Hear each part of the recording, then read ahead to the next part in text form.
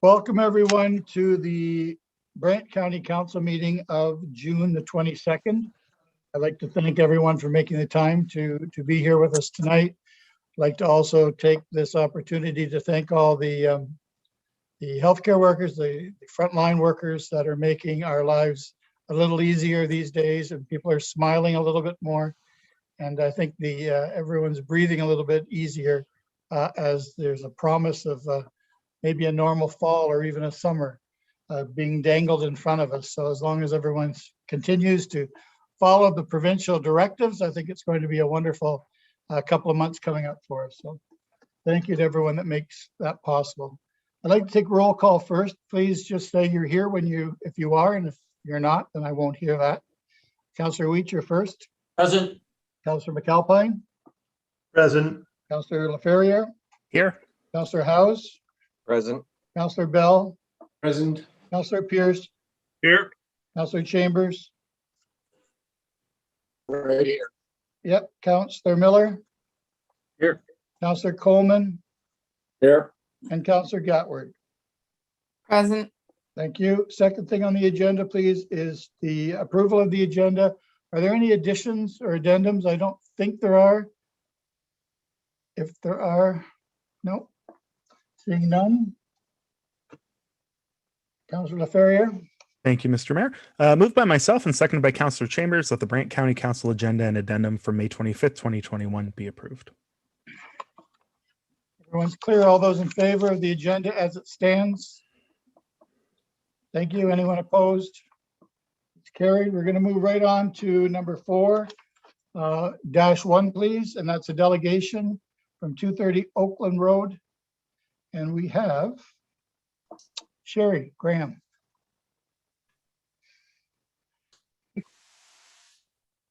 Sherry, welcome. Where is she? I think she's still joining us, just All right. as connecting. All right.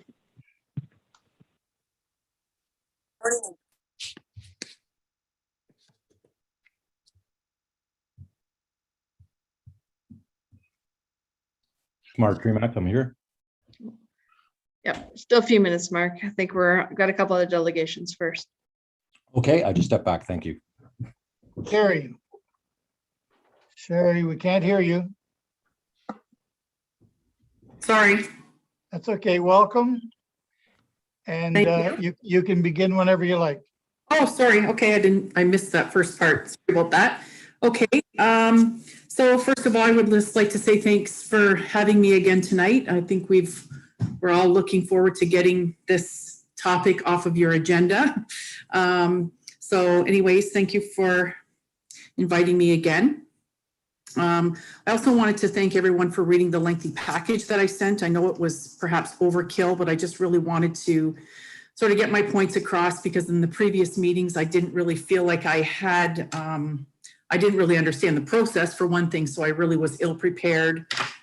This time I kind of understand it a little better. So, well, I just wanted to get everything out there. So the first thing I wanted to just kind of go over just very quickly, some of the major points in the package that I sent.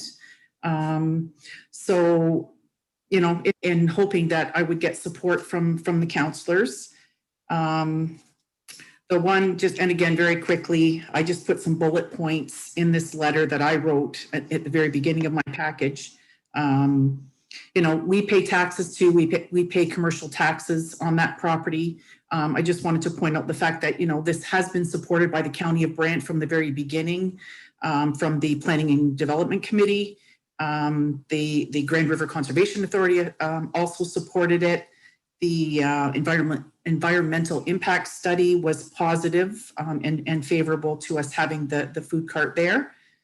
You know, there's, as you can see in the package, there are multiple petitions that I've had circulating around the community since, I believe, March. Due to COVID, it was a little difficult because I sit on the executive at the South Brant Legion. I had a petition there. Unfortunately, we had to close again. So that sort of package just sort of sat there in limbo for quite some time. And I was just able to get up there last week and pick that up again. We had some petitions in the store, our cannabis store. Again, that was one store that was able to be open for a period of time when other things perhaps were closed. I also had petition in the TH&B convenience store since it opened at the end of May. So there's probably, there's a few hundred supporters there, many of them from Brant County. Some of them are people passing through, but again, it does definitely show the interest in the food truck and the fact that it's not just targeting the walking trail, and it's not just targeting the campground.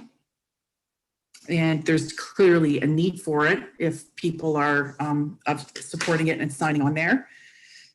I also, one of the other things too, I really kind of hope to get some more supporting letters from neighbors. I did hear back at the last meeting or the one before, perhaps when Mr. Isaacs was speaking, that he was going to get a bunch of the neighbors to sign the letter that he had submitted. Again, due to COVID and people with a stay-at-home order, I didn't think it was very, tactful to be knocking on people's doors, so I didn't take that route. I did end up using my Facebook page and the Scotland neighbor Facebook page, which has approximately 421 members. And I just put it on there one afternoon. I believe it was on June 7th. I included that in the package as well. So there was some pretty good discussions on there, and primarily, I'm going to say there was roughly 50 people that were in support of that. There wasn't really any negative comments put on there, so everybody that did respond supported it. If anybody's familiar with Facebook, things get pushed down in the feed. So after that day, really, there really wasn't any other action or activity on that post. So, and it was just sort of left at that, but I did put that in the package as well. So there was probably, like I said, about 50 more people. Where's my other page here? So I got papers all over my table here. So the petitions and the feedback that I had, I also submitted a few letters of support from some of the neighbors. So basically, if you kind of look at or kind of consider the addresses to the east of the property, the trail is right directly beside the store. So there's a couple of neighbors in the Agri-Mart adjacent there. All three of those people supported either by letter, petition, or, and the Agri-Mart, I had several people from that work at the Agri-Mart sign on the petition there. If you go the other way, there's really not a heck of a lot. Mr. Isaac's property, or road rather, and then the property really up to the corner is primarily bush. But the house at the end there is, I did get a supporting letter from them. And then if you go across the street, directly across is of course Mr. Johnston. Next to him, there's a couple or three neighbors that I did get some feedback from, some support from. As you continue on down there, there's some people that I spoke to that were actually just one person that was in the store, and I just asked him if he was interested in signing, and he basically said he didn't want to get involved. So I respected that. So really, like I said, there's quite a few neighbors that have supported it, aside from the 2 or 3 that are not supporting it. And in my opinion, those that are remaining silent either don't have an issue, or they're just objective about it. They don't really care one way or the other. So I see that as a positive. They're not overtly saying, we do not want this food truck here. What else did I want to point out?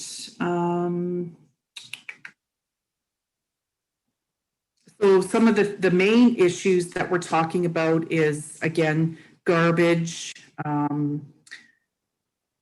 animals, and smell.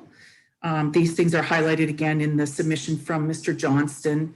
I really wanted to point out that the smell, the garbage, the vermin, all these things are really things that are unknown at this stage of the game. So I really don't think it's fair to say, I'm going to deny you based on this, because we don't really know that that's going to impact those things. Picking up garbage on having to pick up garbage on your front lawn before you cut the grass. I mean, I do that too. So I don't think that's, again, something that's going to be equated with having a food truck on the property. And I also want to just remind that there is a perimeter fence all the way around the property with the exception of the road. And, you know, any garbage will be self-contained in that area, so it's not going to be blowing around. We will do everything that we can to maintain the property, the garbage, the smell, the animals. You know, there's pest control traps and people that will come in and check your property on a regular basis. We're going to be obligated to meet criteria from Brant County Health Unit, so we certainly can't have a vermin-infested property and food truck where we're storing our food, etc. So again, I mean, I don't believe that that's going to be an issue for anyone. The light continues to be an issue as far as on this letter from Mr. Johnson. You know, again, it's brighter than the street lights. You know, the AgroMart property is well lit as well. I don't know that there's, you know, really any complaints from anyone. There hasn't been a complaint since January. Again, in my package, there's some text messaging that I submitted from neighbors and even Mr. Isaac's wife, or sorry, Mr. Allen's wife. We communicated on 2 different occasions about the lights. It was remedied, and I never heard a thing from her since January of 2021. The gentleman directly behind us, Mr. Fiolik, I met with him last week. He had never, the letter that's in the package that I placed in all the mailboxes, he said he never received one. So he'd never been in touch with me about his lighting issue. There is a picture of the property in the PowerPoint that's been submitted by Mr. Johnson this evening that has a picture of Mr. Fiolik's property. I can tell you that that's been addressed. So all of the light that shadows on his property in that picture is now 100% gone. There is still light on our side, but it's no longer there. And we've been working together to discuss some of the other concerns around, you know, the issues that they may have. Again, I believe the people that live on the east side road, their issues are primarily walking trail issues, not food truck issues. You know, there's traffic going down that road, going to the end of the street, turning around in the Luke property, things like that. So again, that's got nothing to do with the food truck. So I just don't feel it's fair to judge based on that. What else have I got here? Yeah, so basically, you know, the pests, the litter, all those things, I can guarantee you that will be controlled to the best of our ability. We want to work collaboratively with people if given the opportunity, and we want people to be happy. We're just kind of looking for a chance to show you guys that it's not going to be this horrible thing in the community. We spent a lot of money trying to get this happening, you know, so, you know, again, I'm just asking for a chance to prove that it's not going to be a problem. The other thing with the social media, I guess, is the last piece that's sort of a new thing on the agenda, really. The negative social media campaign. So I would not call it that. You know, in my opinion, it was a post put up there seeking support. It was not, you know, untruthful or anything like that. It just basically stated the facts about what's been happening this year and last year with regards to trying to get a food truck on site. So we've really just, I was just trying to be able to show council that there is a lot of interest in this project in the community, and it's not, you know, that people don't want it here. The restaurants and whatnot too, I just wanted to point out, and again, that's in my package, but just to reiterate, there really aren't a lot of options in the area for restaurants. You know, the Scotland Variety has pizza, Fieldhouse. It's a little different sort of clientele that may go there. It's a little more expensive. It's licensed, so you can go in and have a beer and have a burger. You know, you're looking at a little higher price point to eat in that place, and it's a sit-down restaurant. Plus, it's not open Mondays and Tuesdays either. The Pies and Tarts place there on the corner is primarily desserts. The Oakland store, the sub shop, they don't serve subs after 5 o'clock, so it's really more of a lunch thing, I think. Sorry, Sherry, just to note, we're at 9 minutes now. We have 1 minute left. Yeah. So the Oakland subs is primarily, they don't even serve subs on the weekend. The Flux Brewery, again, the taco truck there it's a limited menu. Great food though. I've been there myself. Monday, Tuesday closed. Alice's is not an option. It's not open. It's not even available in this community.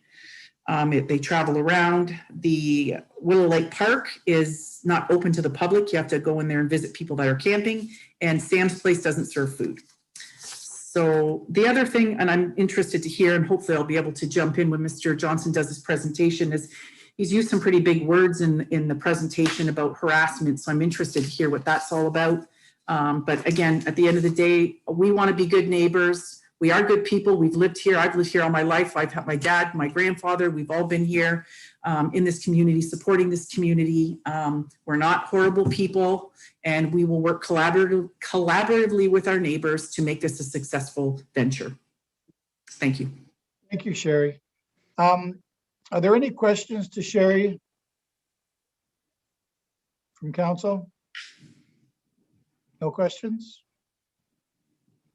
All right. With that, then I'll thank you for coming to speak to us tonight, Sherry.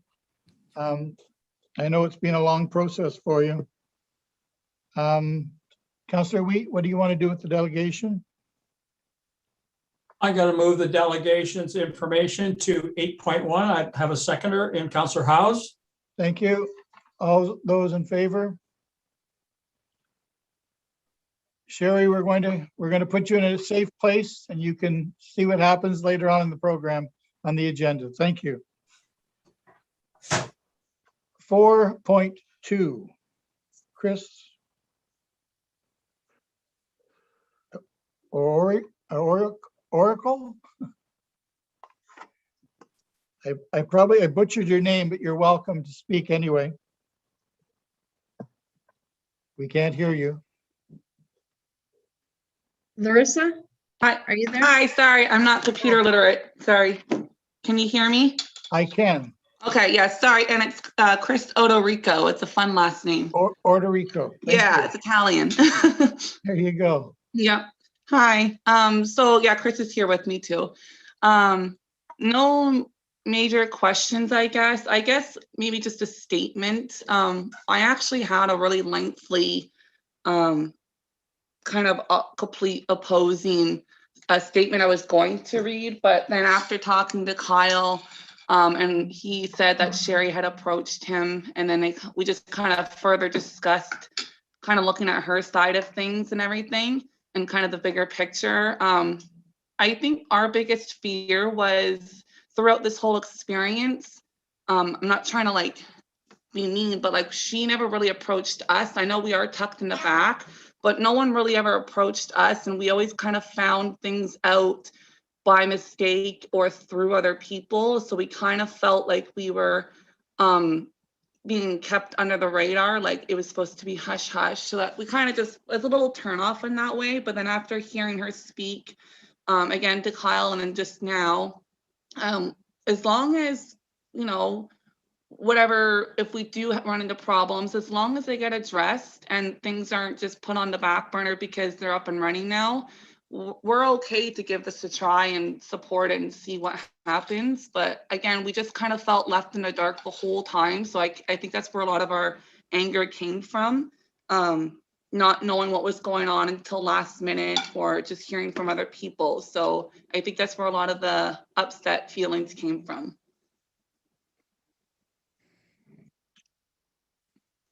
Are you finished? Yeah, sorry. Oh, yeah, done. Does anyone have any questions? Councillor Miller, you're first, please. Thank you, Mr. Mayor. I just want to ask the last speaker if they were aware that the application was for a temporary 3-year term. So, yeah, we, from the last meeting, that's where I learned it. I'm not, I don't know how the city council works and all that stuff. So I'm very, very brand new to this kind of thing. And again, I'm not computer literate either, so it's a little rough for me. But no, we just learned last meeting on the June 2nd one that it's wanting for a 3-year. We don't want to cause drama. We don't want, because I think our biggest fear is if it goes through anyway against our wishes, then when there is a problem, it's going to be like a screw you, like you didn't support this, I'm not taking care of it. Like I think that's where our fear is coming from. Mine anyway. Done. Councillor Miller, Yeah, follow up? yeah, well, just to follow, I mean, because I heard the speaker say that they were concerned that, once if it did get approved, they would, the owners would be off the hook and they could do whatever they want. But Right. the 3 year is not letting them off the hook per se.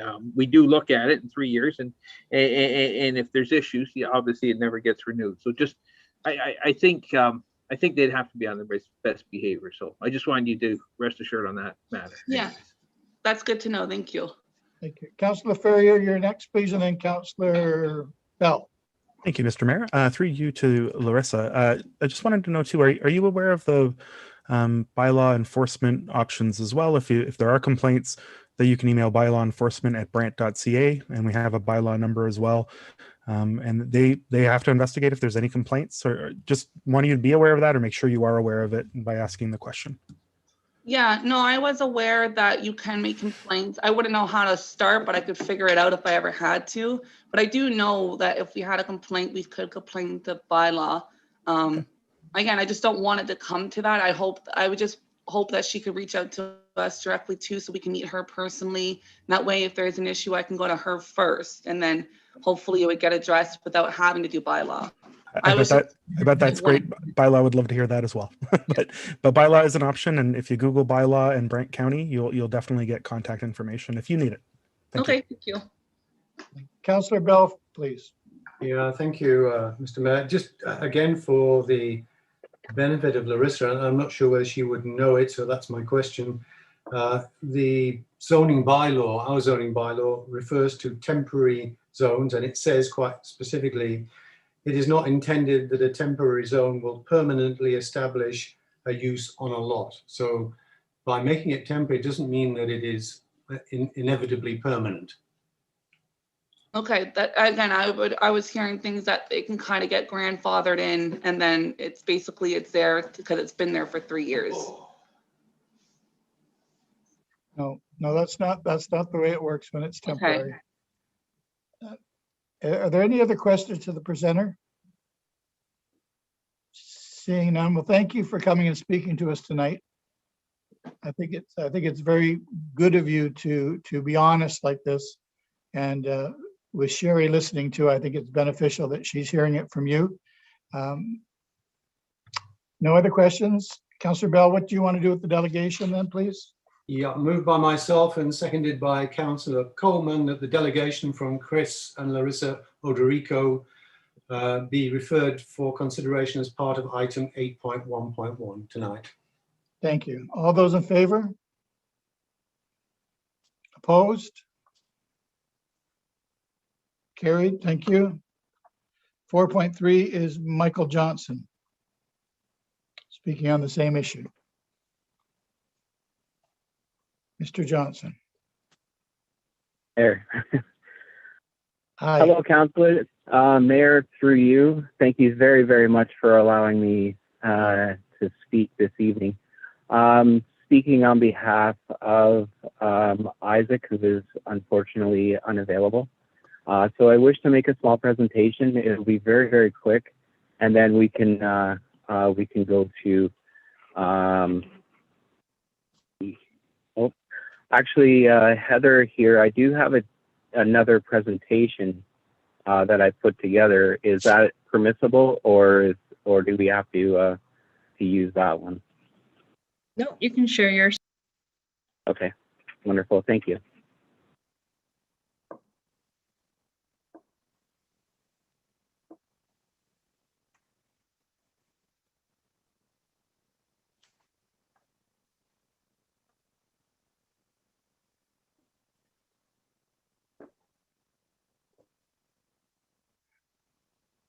Mayor, through you, thank you very much for hearing us this evening. This is, as stated, quite a lengthy process, and we do look for some finality this evening in this. Again, you know what, and I don't wish this to be ongoing or anything like that. It's more of just making sure that our voices are heard in regards to this, and that we want to make sure that the right steps and the right things are done in order to maintain the great neighborhood that we're in. Right? It's funny, through this is where I've actually met a lot of the neighbors, so it's been interesting that way. So the first thing, of course, is regarding the vermin. I know that that Sherry had addressed this, but I mean, with increased garbage and with increased, you know, with the grease bins and stuff like that, you're going to get raccoons, you're going to get foxes, you're going to get rats and things of that nature. I know as far as the health unit goes, that they do have to pass that. So it's where do they go from there? And to that end, I mean, Kyle's house isn't too far away, and neither is mine, among other neighbors. So we want to make sure that those are uniquely addressed. Just because it is a rural property, these are rural properties. This isn't the city. As Sherry had addressed, absolutely. This is a picture from Kyle, from his yard. I couldn't imagine looking out at that, but it has been addressed. Sherry did say it was addressed. It did take a little bit, but we're glad that it has been. This is a picture that Isaac had sent to me, and it was taken May the 2nd. And this is what his typical evening or night looks like at his house now. It's unfortunate. I know that there's lighting over at the Agri-Mart and there's lighting other places, but when the lights are brighter than the street lights, it does make it difficult for those around to sleep. This was probably the most difficult. What I'd like to point out is what she says is it will give you a good picture of what is being presented by the neighbors, which is primarily false information, which has resulted in a losing vote. I don't believe at any point in time that we have given you false information. This is very, very difficult to swallow, because I mean, we're all trying to work in harmony here. So what we have presented is what we believe to be true. And we have done our homework. We have done our due diligence. As far as the being the subject of harassment and discrimination, that was actually a quote from one of my neighbors. They, I should say, wanted to remain anonymous because, well, they're tired. They just don't want it anymore. So it's, like I said, that was a very, very difficult one and it just showed how divided the neighborhood really was in regards to this. A few responses to the application, or to the applicant's letter. Number one, I understand that Tara Story environmental studies, which I am not an environmentalist or in that field of study. That environmental impact study was done. We're just wondering if a core sample was taken of the ground, because we understand that there was gas tanks there, as well as possible oil tanks. I mean, it was a Shell station prior to this, right? Back in the 50s and 60s, I think. So we just want to make sure that the ground is safe as part of any rezoning abilities or rezoning changes. The other part of it is yes, the Planning and Development Department did support the application based on its technical merit. That's what they do, and they do their job extremely well. The GRCA had no opinion, so that's not support, but it's not support, right? So it is, what we are saying is that the 4 and more that some do not wish to be identified, they have immediate concerns because they are the immediate neighbors to this. So it sounds like Larissa was reached out to, as well as Kyle, which is fantastic. The last point is that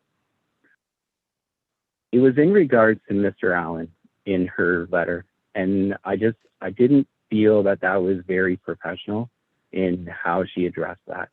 I mean, we all have our skin, whether it's thick or thin, but it's just a matter of, like, you know, working in harmony to the greater good and to a better neighborhood. Finally, the petition. The petition that was presented per the guidelines of the Government of Canada, which I have given a reference to as our comments. You must give your full home address or your city, your city and province, or the province of postal code. There's only 2 of these signees that actually did that. The kind of my favorite one was at the bottom there, and I just kind of put that on just to, it was my own little. So we asked the petition be quashed.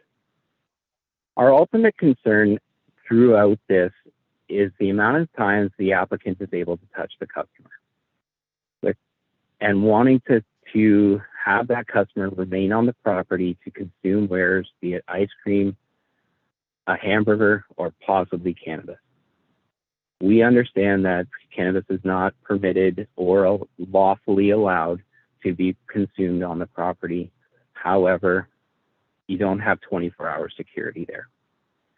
We are concerned with the traffic, possible impairment, and with the amount of truck traffic that goes up and down Oakland Road onto Highway 24 and off. We just feel that this could be a possible disaster waiting to happen, which could increase the police presence, as well as the burden to an overloaded police services board already. So we hope that we receive the support, continue the support that we received through the Planning and Development Committee meeting, and look for further support. Through you, Mayor, I wish to say thank you.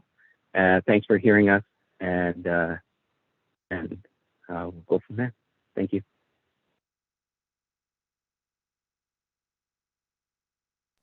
Thank you, Michael, for speaking with us. Does anyone have any comments to the presenter? Any comments for Michael?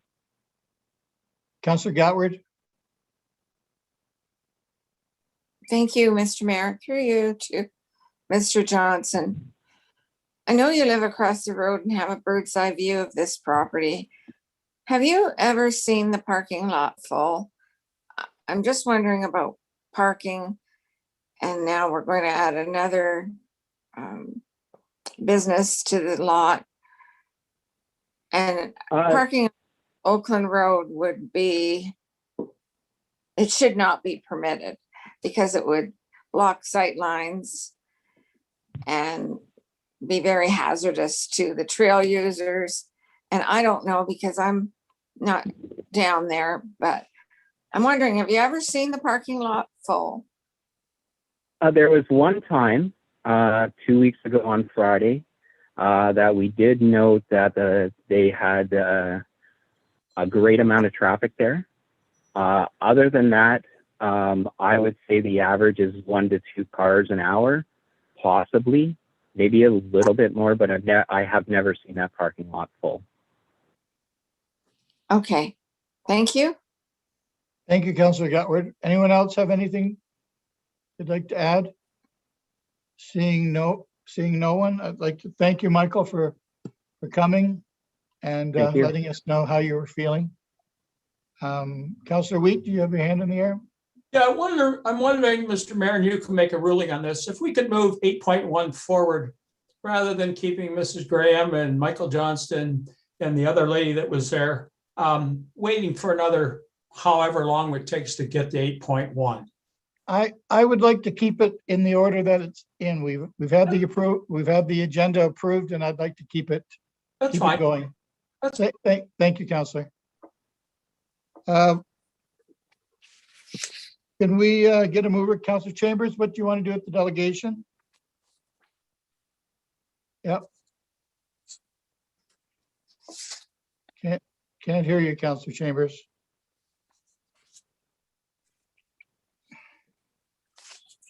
It's moved by Councillor Chambers and seconded by Councillor Gatward. All those in favor of receiving the delegation's information? Thank you. Anyone opposed? Thank you.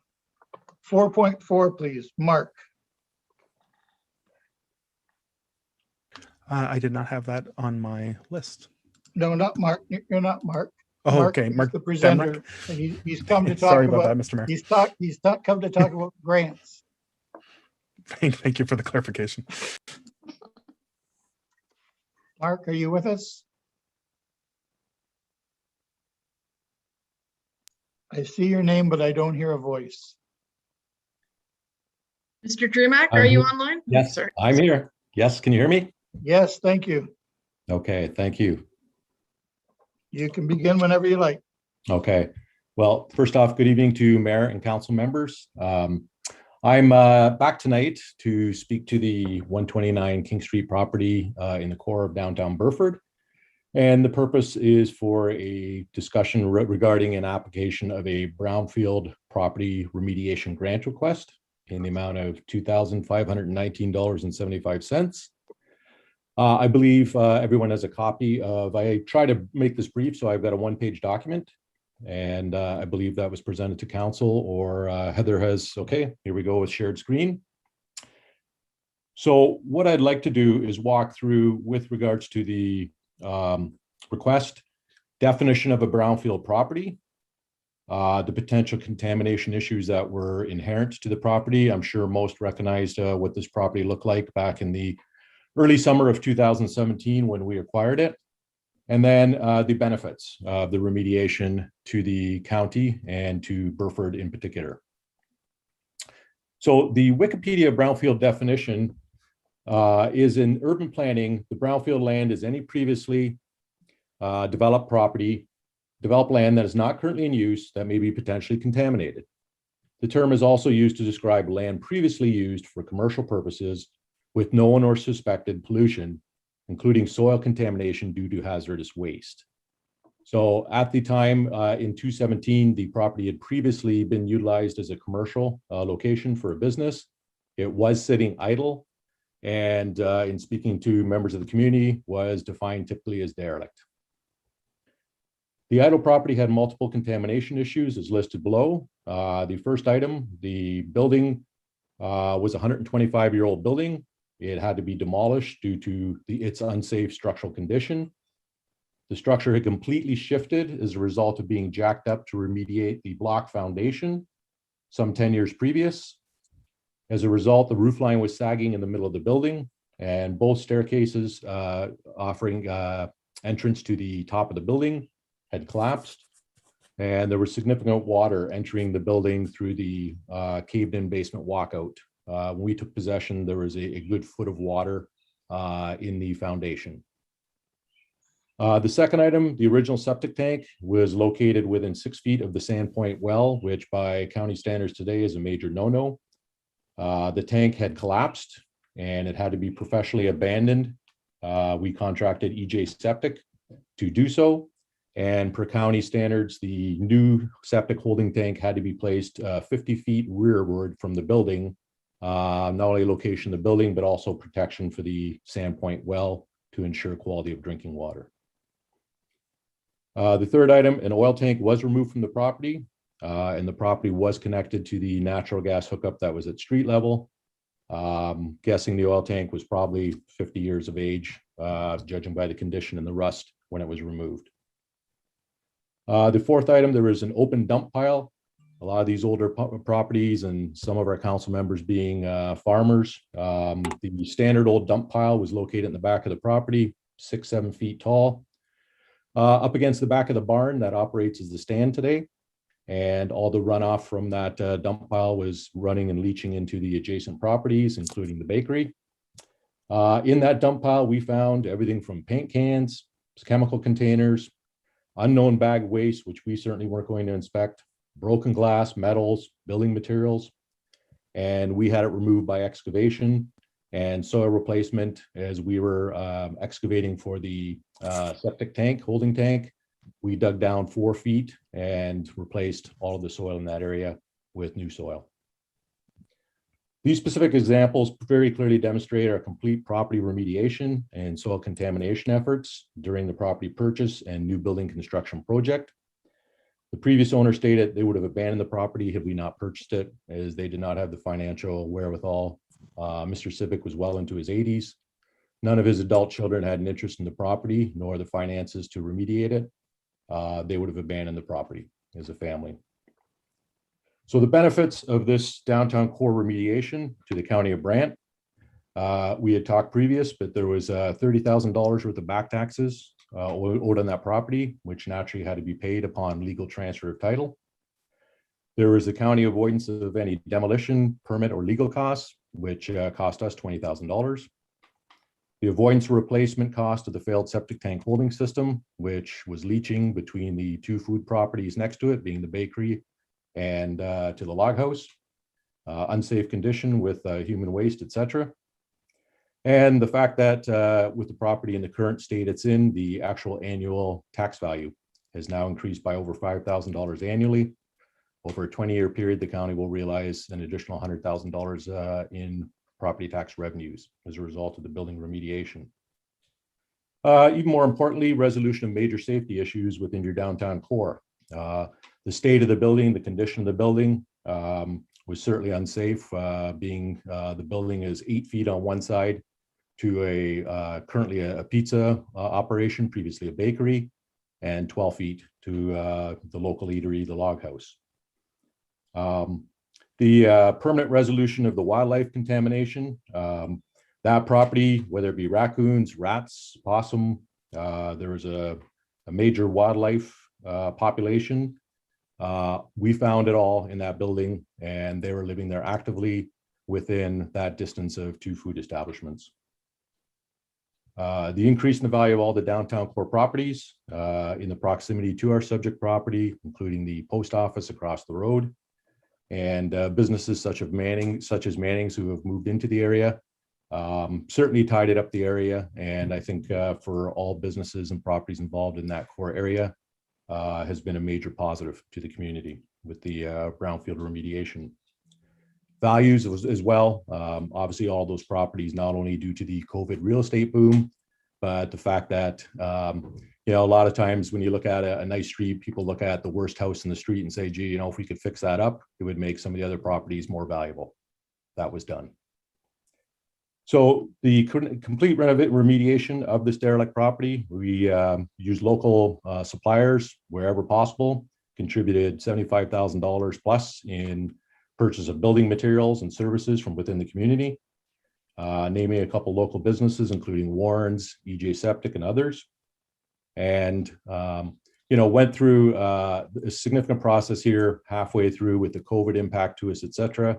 All we're looking for here is, again, a little consideration in regards to possibly supporting some of the costs and the offset some of the costs that we incurred, particularly during the COVID period where we weren't able to rent the property, where we were having issues with tenant problems, et cetera. And the fact that we did have a viable business in that property when COVID hit and the business was shut down by bylaw, which we know is the law, and ultimately caused a business failure, which caused a lack of opportunity to receive rent and help assist with the costs of the newly constructed building. So in summary, I want to thank the mayor and council for an opportunity to review my application and the reasons for on the basis of the entire remediation of this defined brownfield property in the core of downtown Burford. Thank you. Thank you, Mark. Are there any questions for Mark? Councillor Bell, you're first, and then Councillor Miller. Thank you, Mr. Mayor. Through you to Mark. Mark, the contamination issues that you mentioned in your letter, were you aware of them when you purchased the property? No, we were not. So do you feel like you No did? inspection done on the property. So do you think on reflection, you did sufficient due diligence? Well, when you look at the property, how do you know what's underground? How do you know what's in dump piles? We didn't know the septic tank system had failed. How would you know that? Councillor Bell? I would have conducted an inspection, given the nature of the property, but that was your choice and you chose not to do it. Okay, but that doesn't define whether this is a brownfield property or not. The definition of brownfield property was identified. Does anyone have issue with that definition and how it fits this property? I'm not sure that we're Property here. is idle and derelict. All right. I don't think anyone's here to put you against a wall on your definitions, Mark. Councillor Miller, please.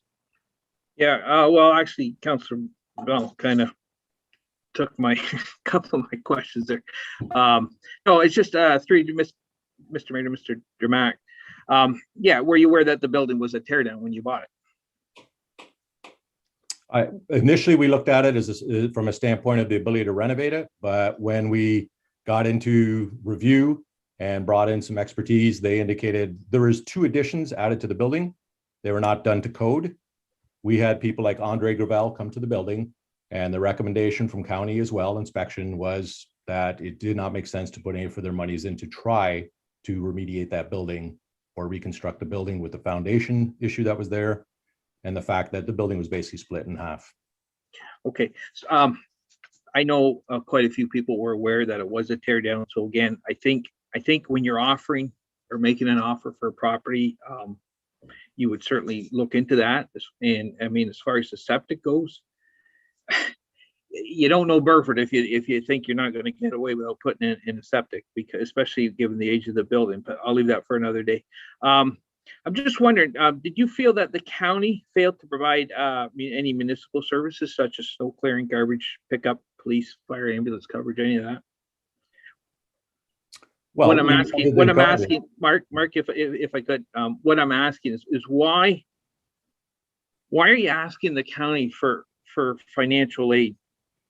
What are you asking your other suppliers for anything owing to well, them? I'd like to think that this was an automatic to the county to acknowledge, thank you guys for a job well done, for the financial beating that we took to put that property into shape and remediate a building that saved the county easily $60,000-$70,000.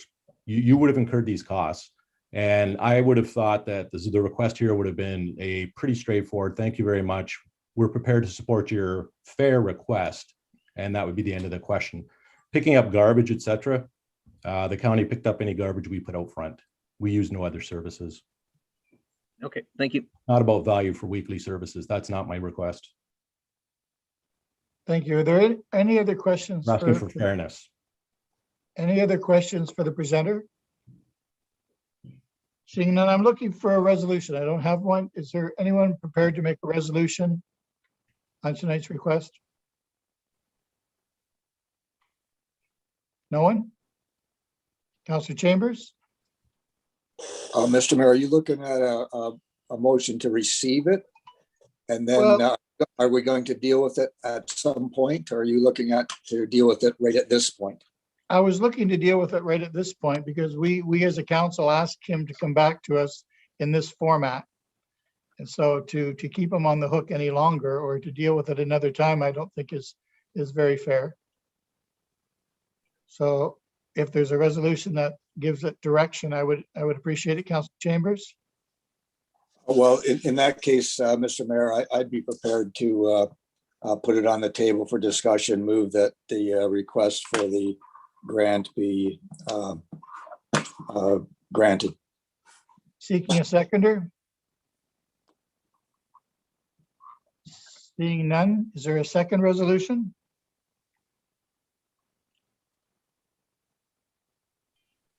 Seeing none, look, oh, Councillor Gatward. Can't hear you, Councillor Gatward. Thank you, Mr. Mayor. I understand Mr. Dramak's concerns, and his sense of fairness is different from perhaps my sense of fairness. Just a point of order, Mr. Mayor. And Councillor Chambers, so Councillor I want to Cham- make a motion.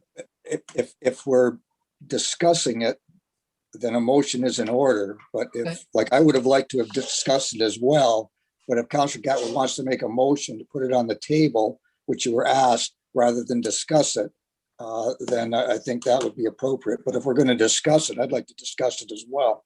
No, we're not going to discuss it. Councillor Gatward is going to put it on the table. We're seeking a seconder for Councillor Gatward, please, to get it on the table so we can discuss it. Okay.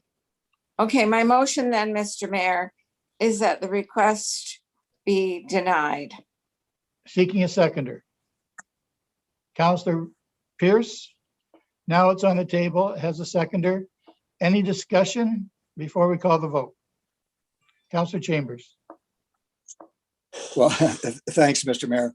I guess I'm speaking against the motion then, because I feel that in this case, knowing the building and knowing the circumstances, unfortunately, it's after the fact, which is maybe a bit bothersome to some people. But if Mr. Dramak came before council requesting this prior to, I think maybe people would have had a different attitude about the request.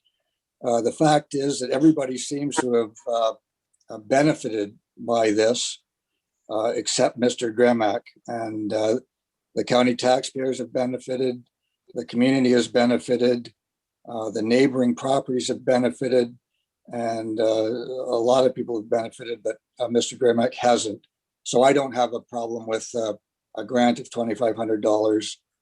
So I'm against not giving the grant, and I'm supportive of the grant.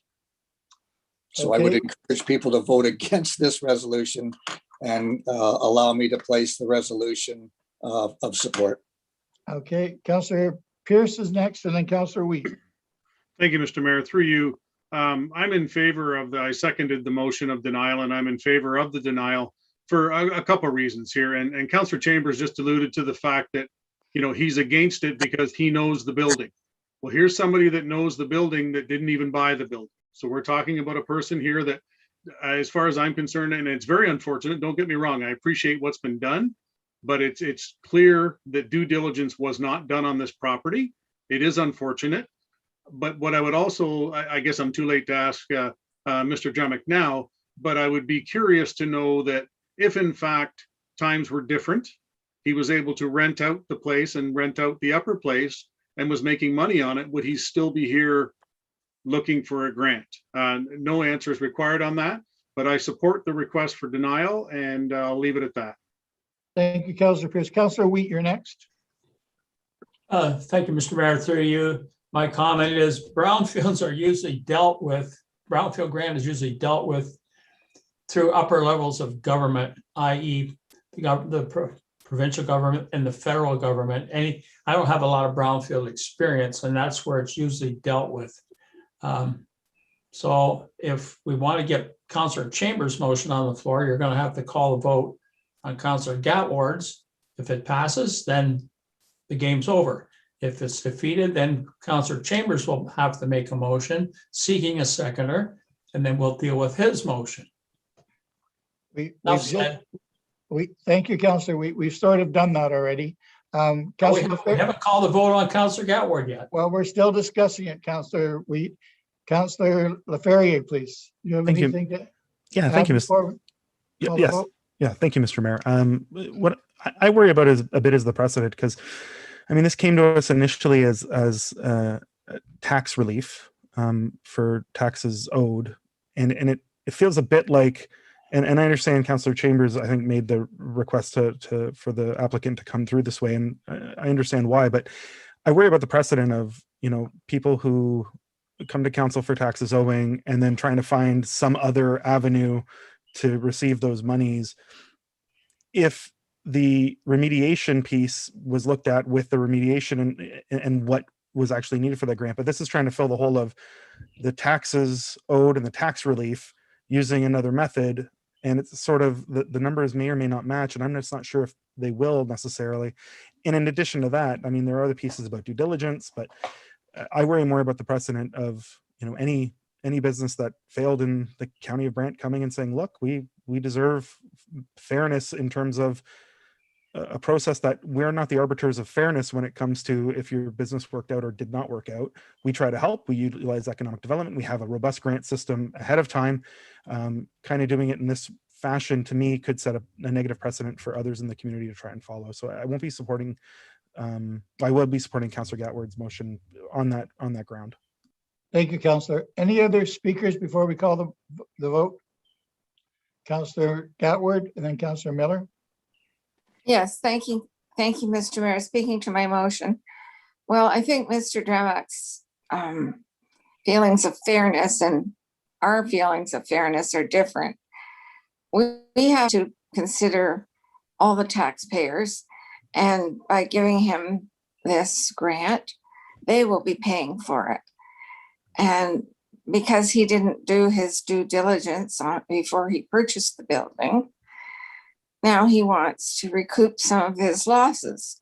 Well, if every businessman who lost money came to the county and said, well, I did everything right and left the building in good shape, but I didn't do well and I want my taxes back, or I want a grant because I fixed the building up. I agree with Mark. We're setting a precedent, and I don't agree that we should refund any monies. So, Well, it's nice to hear that you agree with your own motion, Councillor Gatward. Councillor Miller, Councillor Miller, you're next, please. Yeah, thank you, Mr. Mayor. I just want to say, I find this, the whole, I don't like how this narrative has been framed, that the county, we're looking like the bad guys because something didn't go well business-wise, so we're made out to look like, unfair and all that. And I don't think we are. I think we delivered services. Those services cost money.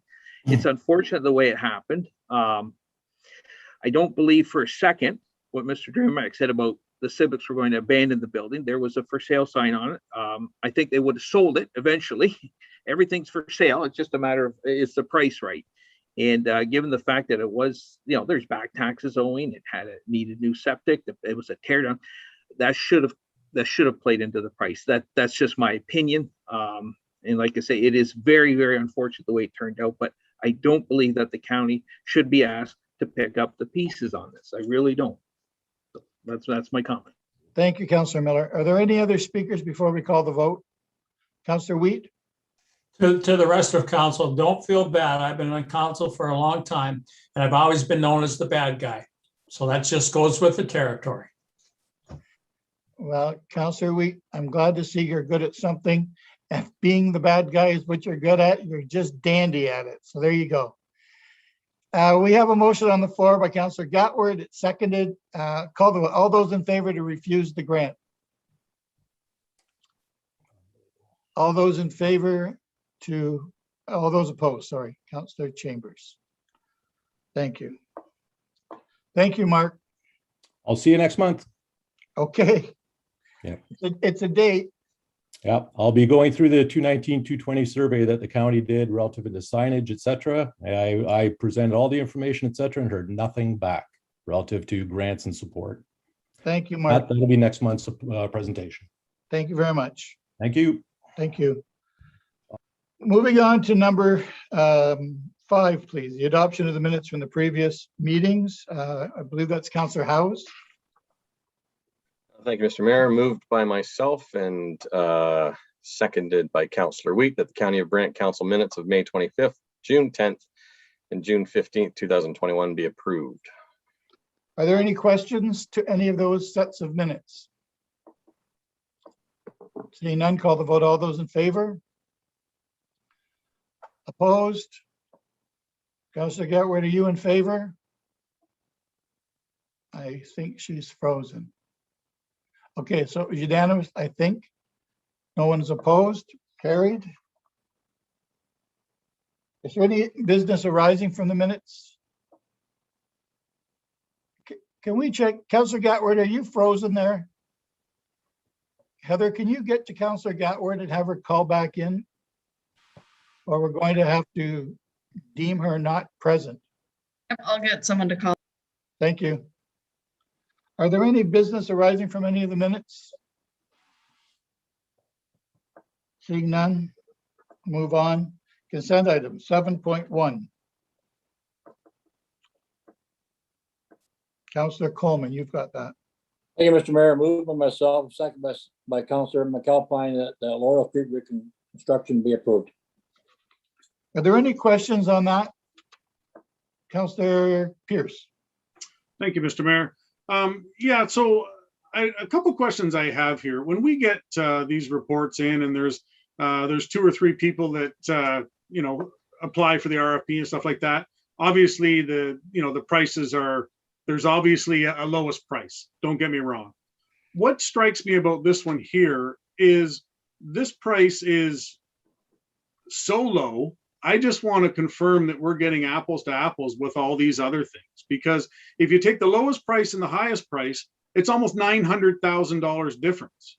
If you take the lowest price and the second lowest price, there's over $400,000 difference. So I just want to make sure, you know, did that strike anybody else as odd, the substantial difference in the first and second price? So if I could just get confirmation that this is apples to apples through all those quotes, I'm happy.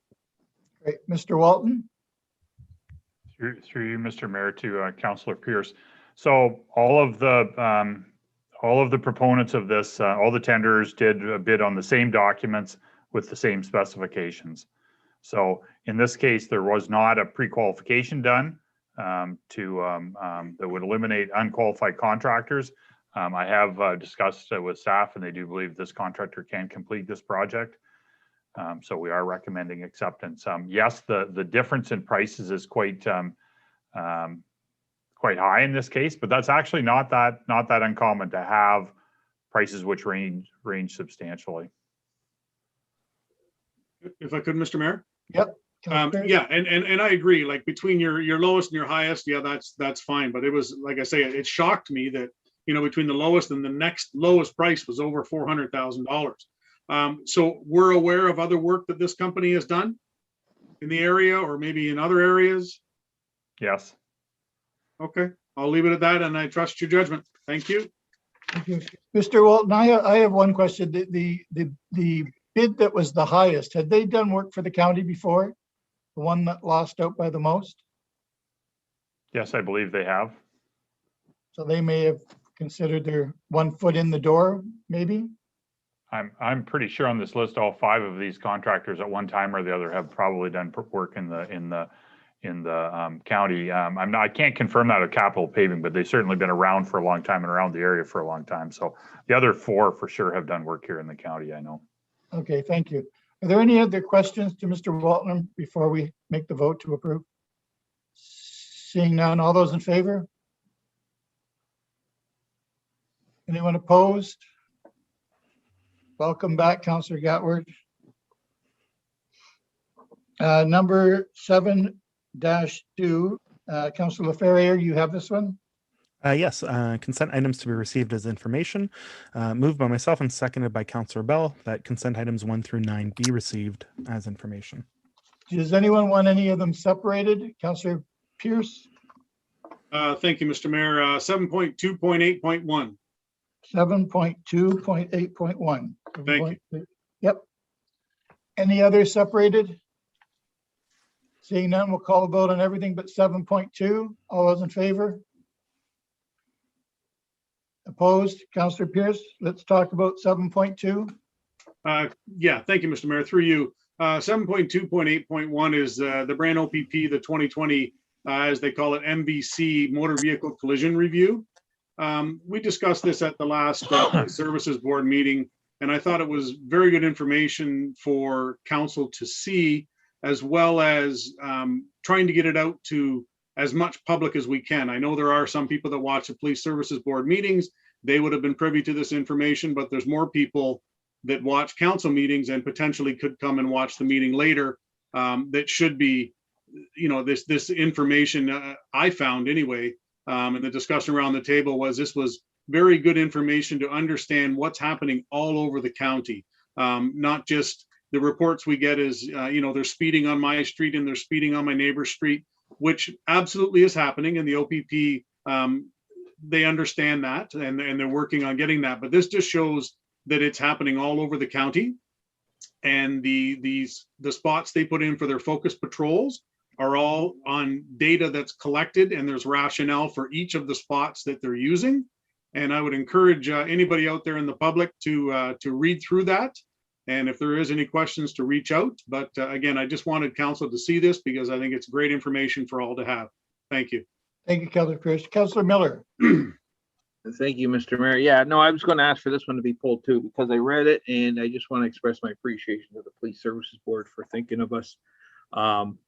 It was shocking. It was shocking to read that there were 6 fatalities in 2020. And those 6 fatalities, I mean, they're not just statistics. I mean, they had a family, they had friends, they had a life. So it's not something you want to see about. I remember when you're on council, we didn't have any. Well, more than one. And then the one year we had one, and I was, it's really sad to know. And then the last year we had 6. So I do have a question, and I don't know who can answer this, but are those statistics, are those maps, because they have nice maps of where all the accidents happen, are they shared with Public Works? Councilor Pierce, do you know that? I'm not certain of that, Councilor Miller, but I will find that out. And if not, they will be. Perhaps Mr. Walton knows. Mr. Walton. Through you, Mr. Mayor, to Councilor Miller. Yes, there is information sharing between the OPP and our staff that work on Brant Safe Streets. Perfect. Okay, thank you. Because if there's anything we can do to prevent it, obviously, I would hope that we do what we need to do. So thank you. Thank you, Councilor Miller. Councilor Gatward, please. Thank you, Mr. Mayor. Yes, I had this one marked to be separated as well. So I thank the OPP for pulling this report together. It's very telling. It shows problem areas in the county. And and as Councilor Pierce said, it incorporates the whole county. And on page 203 of our package, the 2020 personal injury collisions with the map, there was listed 7 locations of interest in the county. And I'd like to point out 5 of those are in Ward 5. And there is one, however, I think typo or error. It says Brant Road 22 at Bishopsgate Road. And Brant Road 22, or County Road 22, is way down in the eastern end of the county. And Bishopsgate Road is the road between former Oakland and Burford Township. So it's in a different area of the county. So there is no location, Brant Road 22 at Bishopsgate Road. So I'm not sure what that's supposed to be, but perhaps Councilor Pierce or Mayor Bailey can find out and bring us back the correct address for that. Yeah, Councilor Pierce can take that back. There's a part of the Police Services Board for information back from council. So Councilor Pierce can report back and find out where the typo was. Will do. Thank Yes, you, Councilor. Thank you, Councilor Gatward. Is there any other discussion? Councilor Ferrier? Thank you, Mr. Mayor. Just a comment and a plea, I guess. We are inundated with complaints about traffic, about speeding, about What are we going to do if somebody dies on X street and Y road? And people do. People, unfortunately, as Councilor Miller said, 6 people in 1 year have in our community. And I guess the plea is this, and maybe it's not going to be heard by people who watch our council meetings on YouTube, but individuals make really poor choices when driving, and that really needs to stop. And we have, as the OPP has done a really great job with enforcement, and they're going to do more.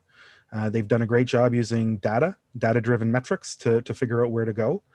Council and staff have done an excellent job with safe streets, but at the end of the day, we could put up 100 stop signs, but if somebody chooses to blow a stop sign because they made a choice to do so, we can't legislate that in its entirety. We can't legislate it away completely.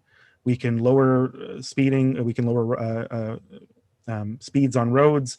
We have a ton of different. I don't know if there's another community our size, and when I mean our size, I mean population versus geography, that puts in as much now time, effort, and finances towards traffic control as we have in this term.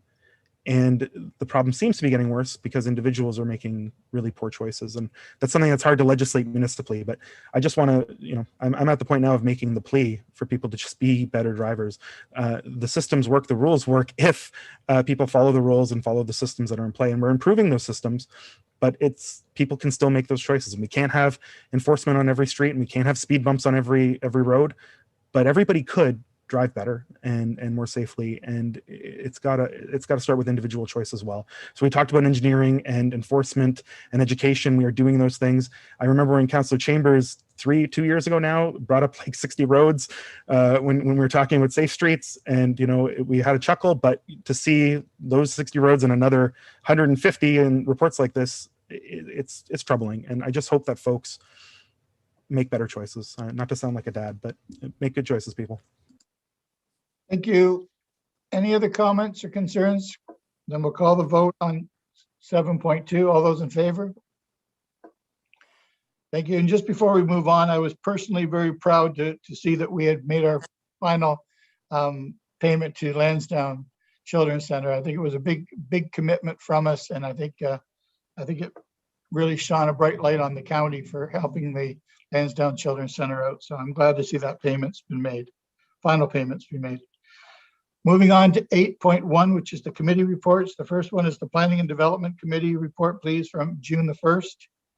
Councillor Miller. Thank you, Mr. Mayor. Moved by myself, second by Councillor Pierce, that the Policy Development and Strategic Direction Committee report of June 8th, 2021 be approved, knowing that there are 5 items. And obviously, if we vote on all 5 items, we'll have another vote on item 5. Right. So, or item 5 will lead us to another one. Yeah.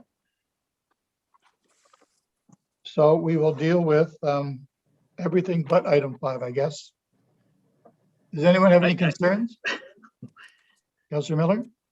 I think we have to approve the fact that we're referring that to council, and then we deal with the issue at the matter.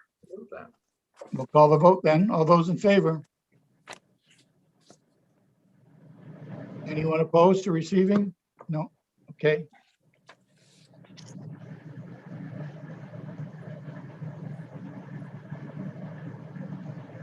Let's get caught up here.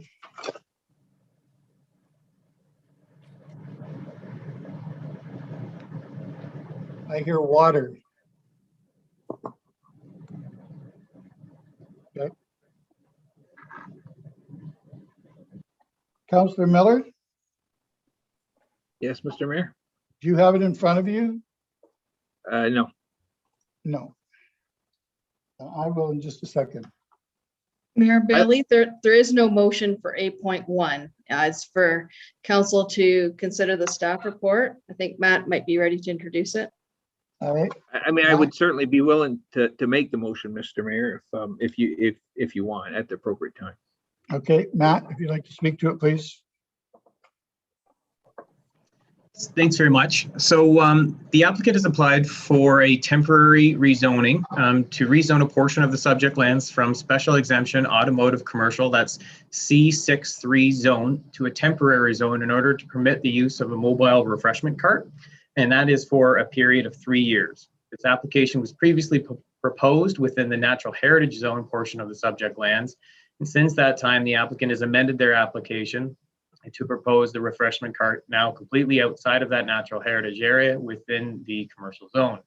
This application was heard previously at the Planning and Development Committee earlier this month, and that decision was referred to Council today. Staff are of the opinion that the proposal is in conformity with provincial and municipal policies, and the applicant's proposal to rezone on a temporary basis will provide the county with a measure of control over the continuation use within the future. And should there be any conflicts arising, that could be dealt with later at the end of that 3-year period, or throughout if there is anything that arises from that use. The use and location are proposed for the mobile refreshment cart will have limited impacts on the surrounding land uses and the natural heritage features, as the applicant's proposing to site the food truck on an existing gravel parking area. Planning staff are in support of the application, recommend that it be approved. Here for questions. Thank you. Thank you. Councillor Miller. Mr. Mayor, I'll get it on the floor and then I guess we could discuss if that's okay with you.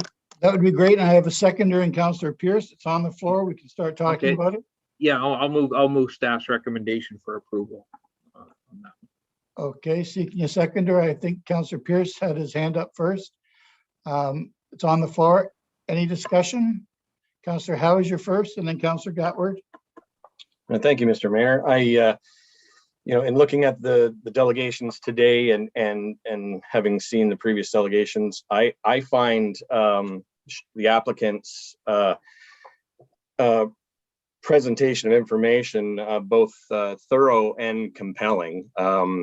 An informal petition with I counted 517 names versus a small number of neighbors who have some concerns, and I have empathy for those neighbors. But I think it's a compelling argument. I think I appreciate that Larissa Luke demonstrated that she felt confident that communication would continue with Sherry and that issues would be addressed. I think that's a good sign for the neighborhood.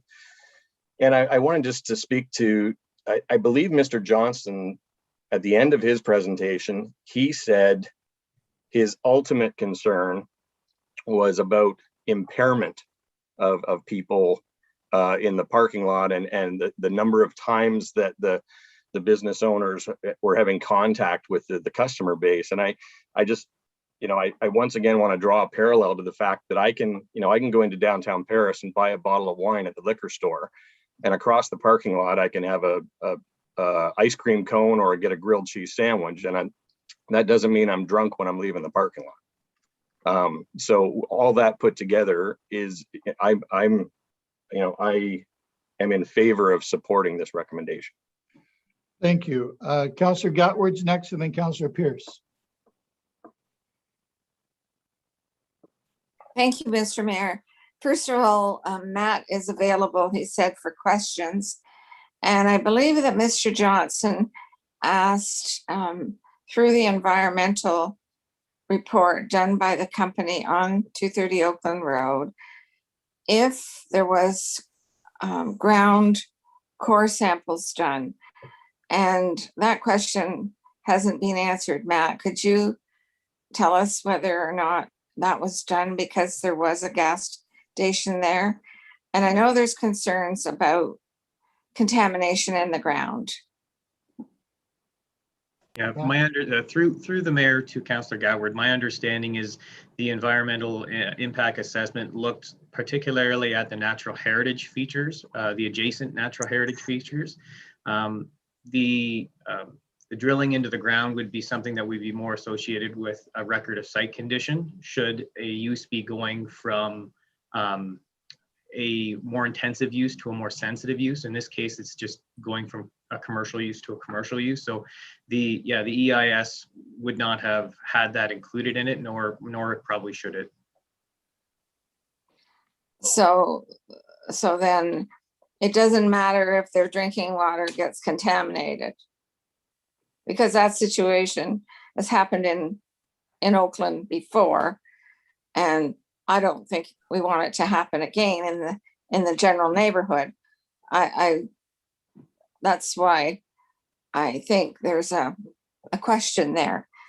And if we should approve the uses on the property, certainly the food truck isn't going to have potable water, running water. They'll supply bottled and canned drinks to the customers, but the other locations within the property probably do have running water, and so do all the neighborhoods. But you've answered the question. A core sample wasn't taken, and you don't think it should have been taken because the application is commercial to commercial, and that's your response, and it's not a change of use. Am I understanding that correctly? Like before there were storage units there and it was a motor vehicle, used car lot. So because it doesn't matter? Is that what you're saying? Through the mayor to Councillor Gatward. No, I'm not saying it doesn't matter. I'm just saying it's the application of taking a core sample would have been something more related to a record of site condition and not that of an environmental impact study. So the question of whether it was done as part of an environmental impact study, it would not have been, but I would also not have expected it to be. I see. Okay, thank you. Now, Mr. Mayor, speaking to the recommendation, it was stated tonight there's 2 or 3 neighbors that don't support this. There's 4 neighbors on the presentation that are listed, and I understand their concerns. I have concerns, and there are more neighbors that have concerns that don't wish to be recognized. And the one neighbor who spoke earlier, she was quite honest and said she's fearful that if she has a complaint and objects to it, that reprisals will be coming. And I think that's the same feeling with many of the immediate neighbors. So for various reasons stated, and because there's 2 uses on the property already, I can't support this. I did see the petition. There are a lot of local people on that petition. There are a lot of out of town people on the petition that don't pay taxes here, that don't care about the neighbors, the neighboring taxpayers. And there's even a 13-year-old on the petition.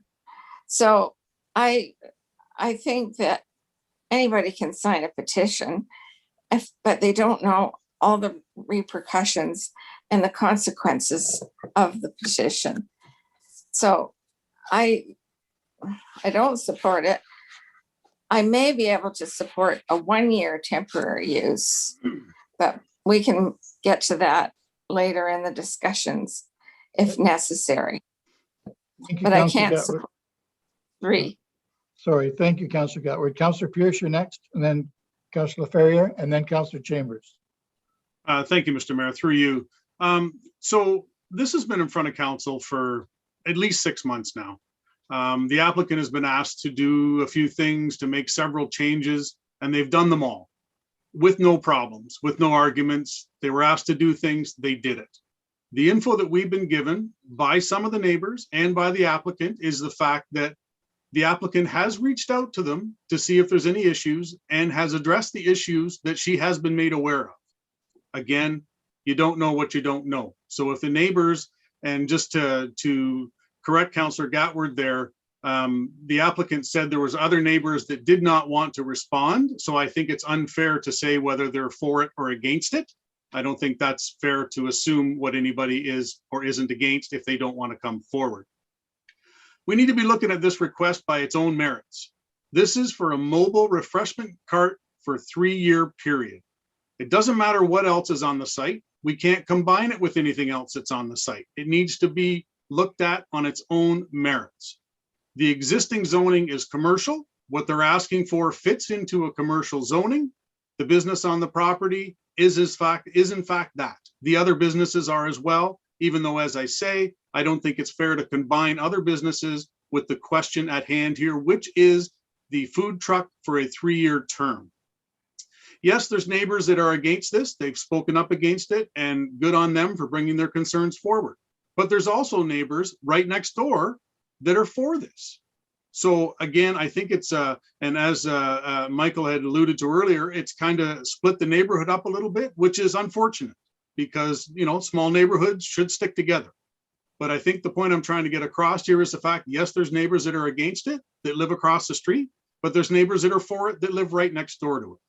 But all that said, you know, after listening to the delegations that have spoken tonight and in previous nights, reading through all the letters that we've got, I don't think we've ever had as much information from a single delegation. I think Councillor Ferrier said there was like 85 pages from this. I don't think we've ever had that, but the information, we all read it all. I can't find any reason why we should not be supporting this for under the merits that has been requested. I am in full favor and full support of this happening. And I think that's all I'm going to say on it for now. Thank you. Thank you, Councillor Pierce. Councillor Ferrier, you're next, please. Thank you, Mr. Mayor, through you to council. Yeah, I, you know, when we first had this come to us, it was put on a natural heritage site and it was put without permission. And I did not feel bad for the applicant when we said no to that. Not in the slightest. It was done in a way that I don't think was professional and I don't think was helpful to the cause. That said, since that meeting on, the applicant has not only met every single request made by us, has shown a willingness to work on things, has shown a willingness to talk to neighbors, has shown a willingness to come back again and again and again. And I don't think we've ever seen so much granular investigation of a food truck or something that is actually a fairly minor temporary use piece here. It's also very temporary. The scrutiny that this person's already received, the scrutiny that they'll be under for 3 years if they step out of line, if they act as bad actors, if they take the neighborhood for granted, I think is going to be very high. And it can come back in 3 years, and I plan on supporting it, and I hope enough people do. And if the person is a bad actor or the business is a bad actor, then it will not be approved again. Right? I won't be here for it, but I'm pretty sure that the other folks on council will not approve it if that's the case. That said, I do want to say that I do appreciate the neighbors coming, and I think it's difficult to speak up on two sides of the issue, but it is split. It's not, you know, everybody hates it and everybody loves it. So we have to vote on it, and I think we're going to be split too, as we were last time. But when we start getting into pieces about fear of reprisal, and no, people have opinions on this, and opinions are opinions and they're allowed. And, you know, let's see where those opinions lie in 3 years is my opinion. And I think that that's something that again, the granular nature of the arguments for and against, it's been a lot. So maybe let's see it in action. And I have a feeling that the temperature will cool. And I want to say this though, before I end, I appreciate how the temperature has cooled at this meeting. I think everybody on all sides of this presented very well, very professionally, and very, with a very good tone. And I think that helps a ton. But I plan on supporting this for the reasons Councillor Pierce stated in my own. Thank you. Councillor Chambers? Thanks, Mr. Mayor. Just wanted to make a comment about the second delegation who Larissa, I believe it is. I'm not certain I got the name right, but she indicated that she had talked with Ms. Graham and had changed her mind to be supportive. And I think that says a lot about the neighborhood. If you talk together, sometimes things can come together. But Mr. Mayor, I heard Councillor Gatwood say that she would be supportive of an amendment for a 1-year term rather than a 3-year term. So I'd be prepared to make that motion as an amendment from 3 to 1 year if Councillor Gatwood would second it. Or anybody else for that matter. Do we have a seconder on the amendment to the motion? Councillor Coleman? Any discussion before we call the vote on the Councillor House first and then Councillor Ferrier? Thank you, Mr. Mayor. I don't support that amendment because this business owner has gone through a significant number of steps, specifically for a 3-year permit. And, you know, they've invested into this business, not just in buying the food truck, which is no longer on site, but in the research and everything else. And I don't think it would be fair to turn around at this juncture and decide on a 1-year option. I think we should be voting on the original 3 years. Councillor Chambers and then Councillor Ferrier, please. Yeah, it might be fair if a 3-year application was refused and a 1-year application was permitted. That's the only thing that you have to keep in mind, Councillor. And I just wanted to say that on the weekend, I took a drive down the Cotchet Road and there was a food truck at a service station serving hot dogs. And I didn't see a lot of problems associated with that. I'm not sure whether it was legal or not, but the activity going on there, the family, man and a woman and a couple of kids were having a hot dog at the service station and it looked like they were enjoying themselves. And so maybe that's not a bad thing. But I would be supportive of a 1-year temporary use. And quite honestly, if things go as well as the Grahams say that it will, then they're off to the races for a permanent fixture after that, if indeed things work out the way they say that they will. Thank you. Councillor Ferrier. Thank you, Mr. Mayor. Through to council. I'm not supportive of the 1 year for one reason, and that's that, you know, we've done some things as a county, the responsible safe visitation plan, the piece we're doing right now with the parking and the access, the river access. And we tell the community, you know, let's give it a year, but then it's not a pass or fail. It's let's adapt, let's change it, let's work on it. Because we know that on a municipal cycle, 1 year is often not enough, for one season, one main season is not enough to get it right completely. So that's the worry I have. My dad owned something like this near a residential area in Gatineau, Quebec, Elmer, Quebec. And, you know, you're one of any sort of restaurant business, even if it's a food cart, there's going to be some kinks. And I'd hate it if, you know, there are some kinks in that first year because it's a learning year. If there's, you know, that's the reason to not try. I think even 2 years would give some iterative time to the business owner to get it right, because there may be some bumps along the way that can't be thought about from this moment on, that you have to kind of learn by doing and dealing with. So I'm not in favor for that reason. If it was to fail at 3 years, I'd go for 1 or 2 years, but I'd rather see the 3 years and see if that stands or fails on its own. Councillor Wheat and then Councillor Miller. Thank you, Mr. Mayor. And thank you to Councillor Ferrier's statement that everybody has their own opinion. My opinion is the food trucks belong at the Paris Fair, the Burford Fair, the Rockton Fair, St. George Apple Fest, and various fundraisers throughout the county of Brant or the province of Ontario. I'm not in favor of these permanent food trucks, food trailers. I like them at the fairs and the festivals and various things that are going around in fundraisers. So I wish that the owner had taken it to the Paris Fair, or the Rockton Fair, or Apple Fest in St. George, where they could prove themselves. It's my opinion, Mark. Thank you. Thank you. Councillor Miller, you're next, and then Councillor McAlpine, and then Councillor Gutwood.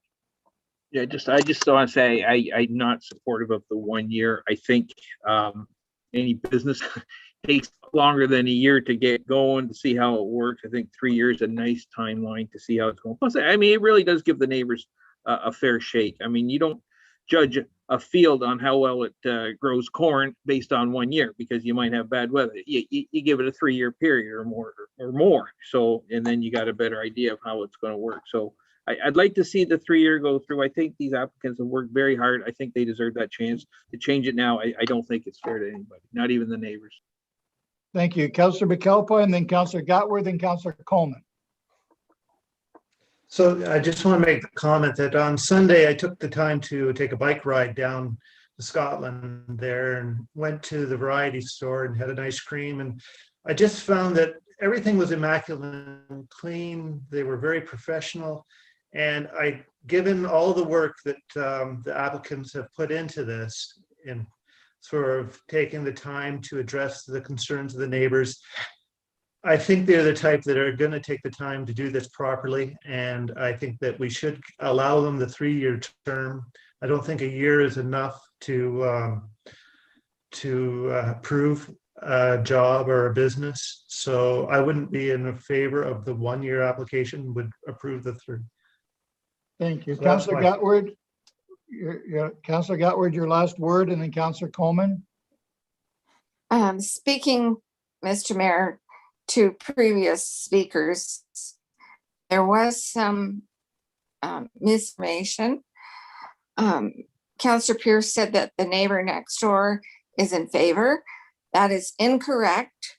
Mr. Allen is right Point of next order, door. Mr. Mayor, we're Yeah. talking about the amendment. We're talking about an amendment, Councillor Gatward. Only the amendment. Okay. And the amendment is for 1 year. And I Okay. believe that because of previous history on the property, that it's more appropriate. We've had many bylaw complaints about this property. And I noticed that Mr. Bergeron is on the call. And I would like to know from him if they've all been cleared, if all the bylaw complaints have been cleared or not. And I do know that Councillor Pierce, she said she did everything she said she was going to do, or Councillor Howes, one of you said that. When she initially met with the neighbors about this property, she told them she would put up a wooden privacy fence. She didn't do that. She put up a chain link fence. So everyone on that property can see the neighbors. They don't have their privacy anymore. And the other thing that I wanted to say was the lighting bylaw complaints have been numerous. And can Mr. Bergeron answer that, please?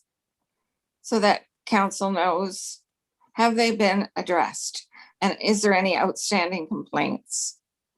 Thank you, Councillor Gatward. Is Greg prepared to speak on that, whether all the complaints on the property have been addressed?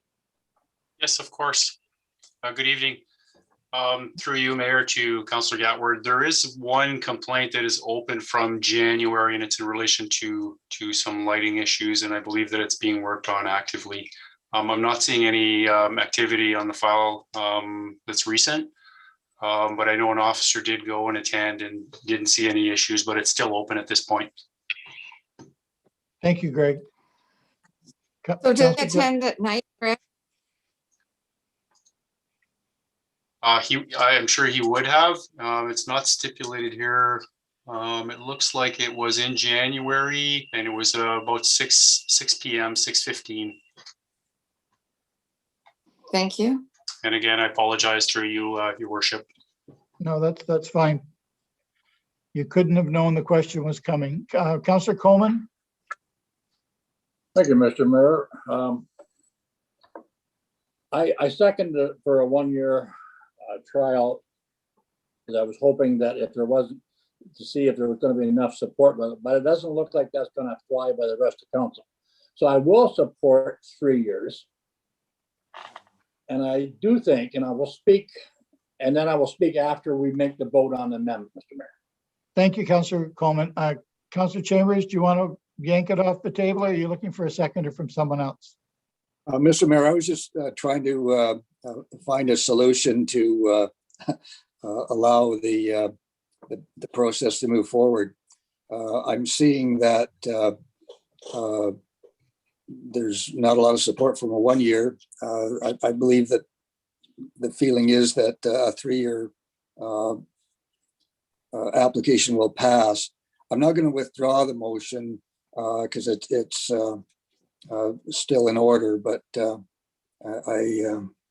if it goes down, then the 3 years is on the table, and I'll reevaluate my thinking at that point. Okay, thank you. Do we have a seconder for Councillor Chambers for the 1 year? Councillor Gatward? Okay, is there any other conversation before we call the vote for the 1 year? All those in favor of 1 year instead of 3 years? 2, all those opposed? and it's defeated. So we're back to 3 years. Is there any other comments or concerns? Councillor Miller? Just if we do turn it down, Mr. Mayor, everybody knows, well, I shouldn't say everybody knows, but if it's well, everybody knows if it's appealed, it goes to LPAT. And most likely that's what would happen. It would go to LPAT.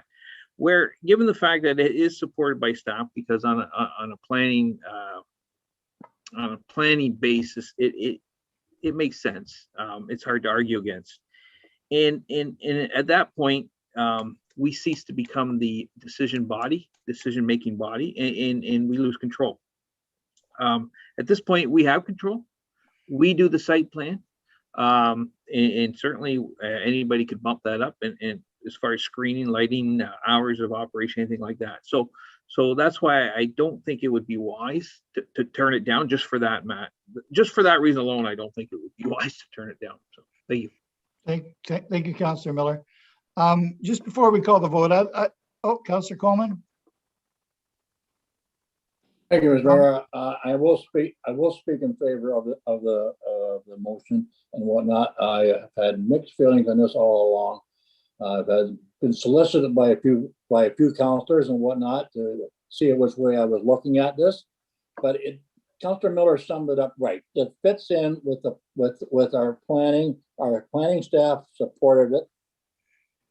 And then after I read just about all the letters on the petition and everything else like that, and there's an awful lot of local people there that I know supported it.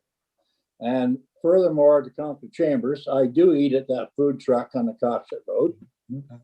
And I haven't, and it's damn good food, Mr. Chambers. So you need to come over here to Onondaga or Newport, and I'll feed you. So I'm supportive of it, Mr. Mayor. Thank you, Councillor Coleman. And to the 3-year period, I think if we look back on the last 3 years, none of the last 3 years even resemble each other.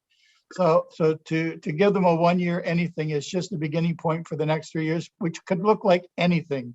You know, I have faith, and I hope they're going to look like years that we've remembered, but we don't know that. So I think the 3 year is right. And I do appreciate the demeanor of the speakers tonight. I mean, you know what, everyone just sort of calmed down and said that they're willing to give things a go, and they're very hopeful.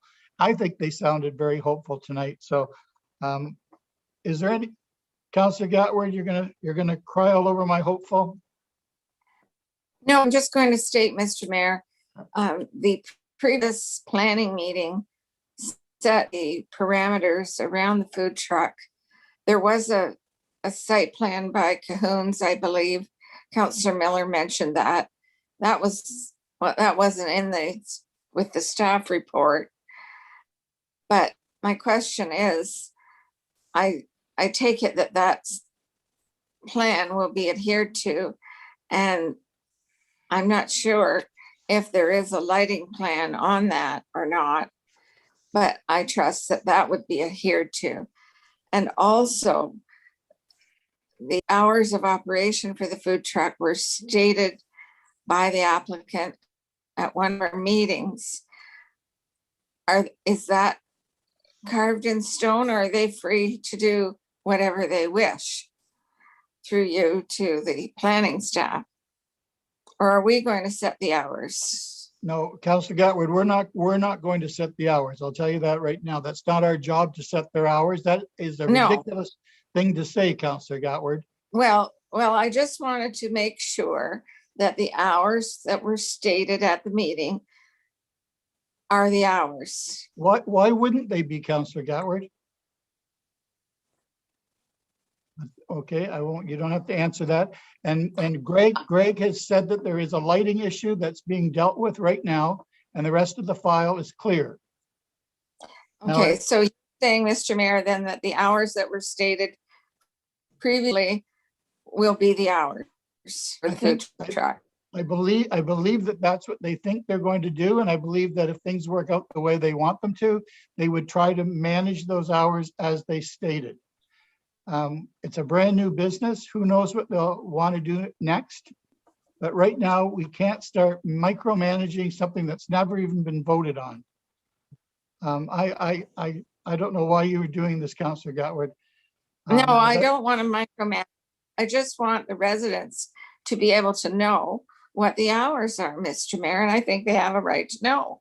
Well, they've been stated, Counselor Gatwood, by the applicant. So they can look back on the other meetings, or we can have something sent to them sent to you, and you can tell them. If there's is there any other speakers before we call the vote? Because this is going on, and the questions aren't really even, I don't know. I'd like a recorded vote. That's exactly what you would like, I'm sure of it. Heather, we're going to have a recorded vote, please. Okay, we'll start with Counselor Gatwood.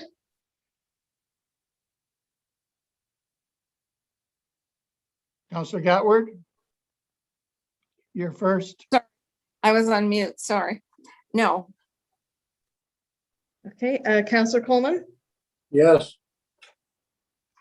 Counselor Miller, I vote yes. Counselor Chambers, Yes. Counselor Pierce, Yes. Counselor Bell, Yes. Counselor House, Yes. Counselor LaFerriere, I vote yes. Counselor McAlpine, Yes. Counselor Wheat, Yes. Mayor Bailey, Absolutely, yes. motion is carried. Thank you. Good luck. Good luck, Sherry. Moving on now to, Sorry, I would just like to say thank you. My camera's been shut off, so that. well, you're welcome. Good luck to you. 8.2, policy development and strategic. Councillor McAlpine, you're going to do this, please. Yeah, moved by myself and seconded by Councillor Gatwood that the Policy and Development Strategic Direction Committee report of June 8, 2021 be approved. Are there any questions for Councillor McAlpine on his report, 8.2? Seeing none, call the vote to receive. All those in favor? Opposed? None. 8.3, Administration and Operations Committee report, please, Councillor Pierce. Thank you, Mr. Mayor. Moved by myself and seconded by Counselor Miller that the Administration and Operations Committee report for June 15th, 2021 be approved. Are there any questions for Councillor Pierce, please? Councillor Gatwood? Thank you, Mr. Mayor.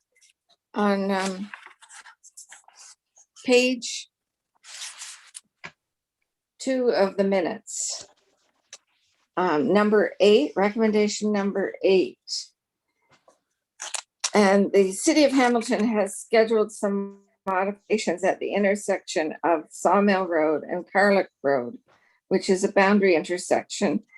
And it is asking that Schedule C be amended by installing southbound yield sign at the intersection of Sawmill Road and Carluke Road. I would like to know, and I'm not sure you can answer this, but I'm sure that General Manager Walton could. Why are we putting in a yield sign and not a stop sign? Do you want to try it, Councillor Pierce, or do you want it to go to staff? I'll let Mr. Walton look after that. Mr. Walton, could you tell us the difference between a yield sign and a stop sign, please? Through you, Mr. Mayor, I can certainly tell you the difference between a yield sign and a stop sign, but I'm not in a position to answer this question. If it had been asked before, I certainly would have been in a position to ask it. Sorry. Okay. And Mr. Mayor, if I might, the reason I'm just asking it tonight is because I had a call yesterday from a gentleman who lives down there. I got a letter from the City of Hamilton on a survey, or I haven't been able to touch base. I only got his phone message, but he told me they wanted to put in a truck route down there. And I thought, okay, well, why are we putting in a yield versus a stop? And so I'd still like an answer to that at some point. Thank you. Councillor Miller? Just want to mention that I did ask Adam Crozier about the gas and the property taxes, and as I think everybody knows on this, so that there is a small property tax rate applied to pipelines. So apparently they will be paying that. So just wanted to share that. And I thank Adam for getting me the answers on that. Thank you. And Mr. Walton, you'll make sure that Councillor Gatward gets the information she needs with the signage? Yes, Mr. Mayor. Thank you. So Councillor Gatward, that's going to be coming to you. Are there any other questions for Councillor Pierce's report? Seeing none, all those in favor to receive Councillor Pierce's report? Opposed? Carried, thank you. Number 10, communications. 10.1, Grand River Cab. How does council want to deal with this? Councillor Wheat. I'll move to receive as information. Looking for a seconder for Councillor Wheat to receive. Councillor Coleman. Councillor Miller, you want to speak to it? I do, Mr. Mayor. Their request is for a licensing tribunal, and I'm looking for some answers from staff. My understanding, I think I've said this once around this table, a licensing tribunal is just that. It's a tribunal of, well, in our case, 3 people who look at issues around licensing. And my understanding is Grand River Cab has everybody licensed, has all their cabs licensed. So I don't think licensing is an issue.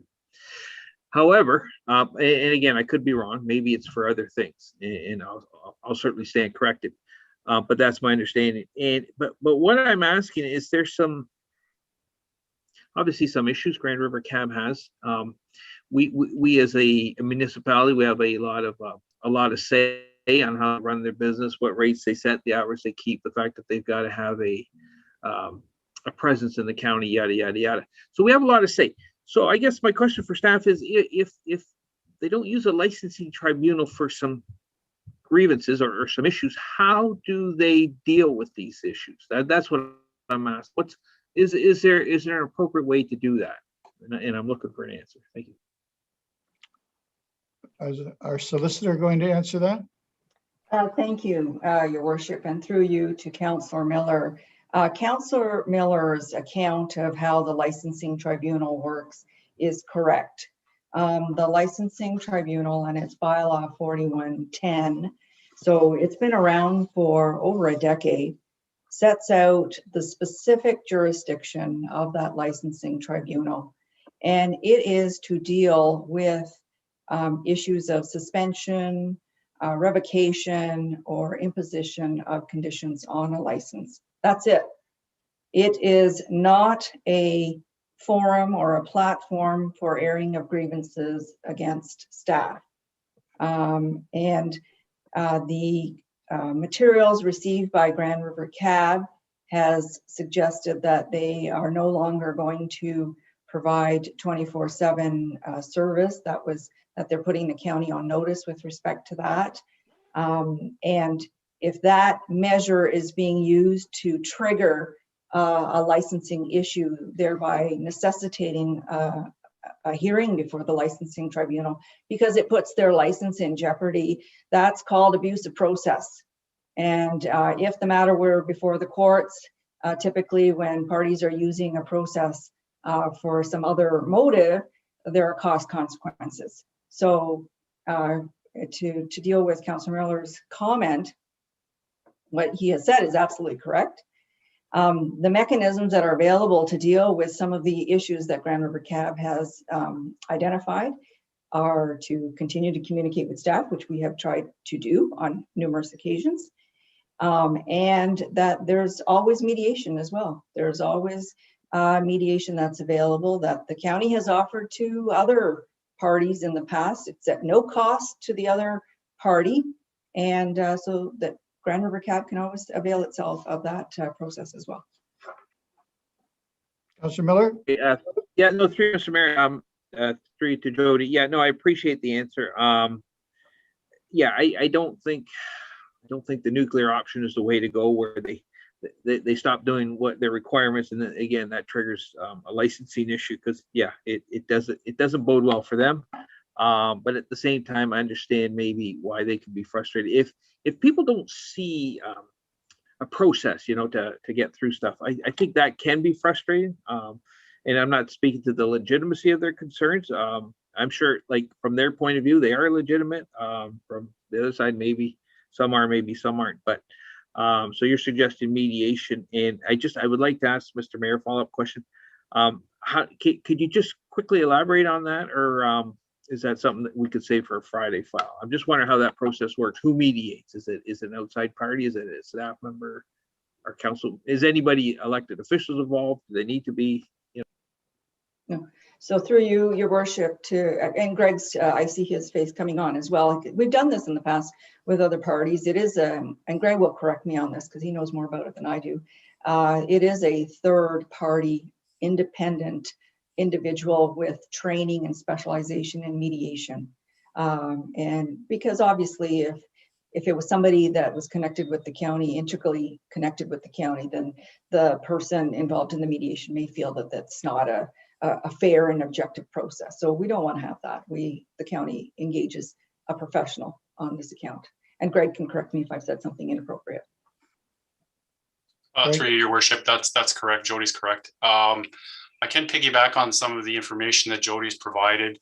The matter of licensing and being able to impose conditions on a license or revoke is derived from the Municipal Act, and it's prescribed under those sections in the Municipal Act.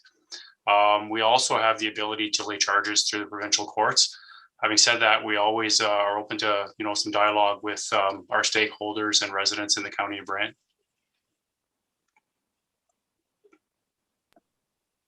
Appreciate the answers very much. I think I got a much better understanding of it, the process now. So, and I guess if they're really looking for answers, I think they should seriously consider that mediation process. So appreciate the answer. Thank you. Councillor Gatward, you're next. Thank you, Mr. Mayor. And I think I have a better understanding. And when they state can't supply overnight service, is that a big issue? Because don't we still have Paris Taxi to supply overnight service to the county? And the other question I had is, there are some issues, I think, and I must tell council, we have a contract with Paris Taxi to deliver packages to council members. And for the last 5 weeks, mine hasn't been delivered by a Paris Taxi. It's been delivered by a lady in her own car. So I don't know if the county realizes that or what the insurance implications are, but I do think that some of the Paris Taxi claims could be quite valid and that there is a unfair playing ground. But like Jody said, the way to deal with that is through the mediation process and solve the issues that they keep bringing forward. So thank you, Jody, for explaining that. And I hope that we can solve the problems so that the letters are few and far between in the future. Thank you. Thank you, Councillor Gatward. We have it on the table to receive by Councillor Wheat and Councillor Coleman. Any other conversation? Call the vote. All those in favor of receiving? Thank you. 10.2 is a request for a C-can to be used in behind sill-outs for the storage of museum properties. Councillor Howes, you want to make a recommendation? Or yes, please, Mr. Mayor. Do you mind if I speak to it briefly first? I think we should get it on the floor first. Okay. You put it on the floor, and Councillor Ferrier's hand is in the air to second you, so now you can speak to it. Well, I actually, if I could be specific in my motion, I move that we direct staff to accommodate this request, and I would like to speak to it. All right. Second, Mark, you're still good on the second? Yep, seconder of that. Now you can speak to it. Thanks, Mr. Mayor. I'm the council liaison to the Paris Museum, and just to clarify a couple things. We all know that museums, like other operations, have suffered from not having the kind of traffic and the kind of donations and help that they've been able, that normally they can have in a year. And this is an opportunity for us at zero cost to the county to help the museum avoid paying rental costs at a rental storage unit. There are items, larger items, museum items that are in storage at the homes of previous council members, let's say. And those previous council members rightfully are ready to have those items leave their property because they were storing them. And the CCAN, just for clarification, the CCAN will not be stored at SILAPS. We're not going to see a CCAN at SILAPS. It'll be at another County of Brant site. This is a little bit time sensitive, which is why I'm making the motion tonight, just that they go ahead and we ask staff to accommodate this request. The request does state SILAPS. So do you know more than we do as far as what the request is asking for? Mr. Mayor, the letter from the museum specifically says not at SILAPS, and I asked them to put that in there because I could foresee objections from the neighborhood of that's not zoned for CCANs or something like that. So it is specifically, it'll be at another county property as yet to be determined. Okay, perfect. Councillor Gatward, please. Thank you, Mr. Mayor. Well, I asked the clerk earlier where they plan to put this CCAN, and she didn't know.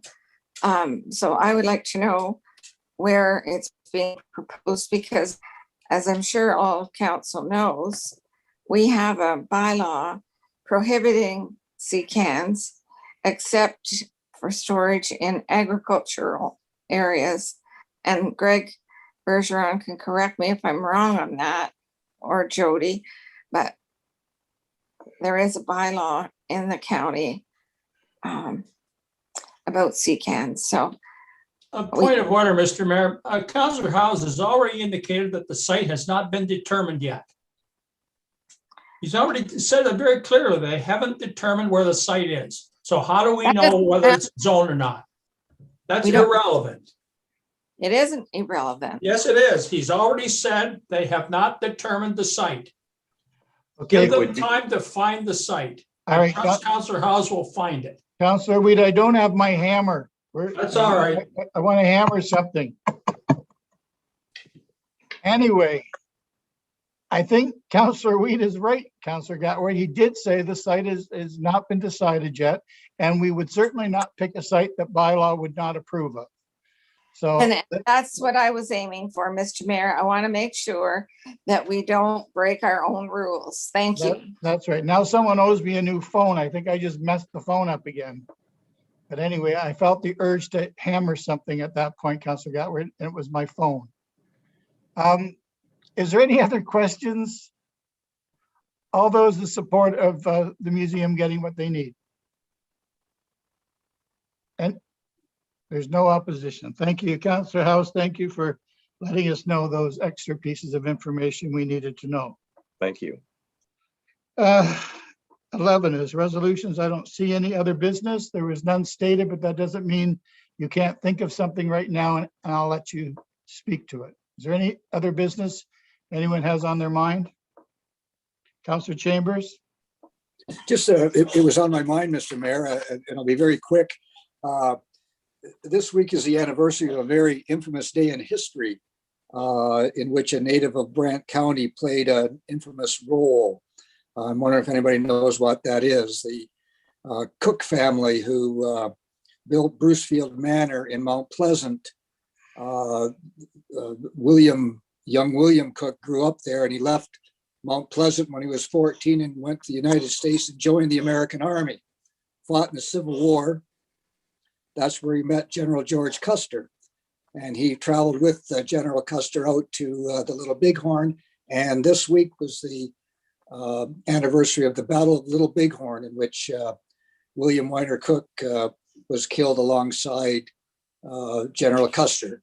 And William Cook is buried in the Hamilton Cemetery. And just a little bit of history, Brant County, the roots are long and deep and historical. So just a little bit of history of Mount Pleasant, Brucefield Manor, the Cook family, and General George Custer.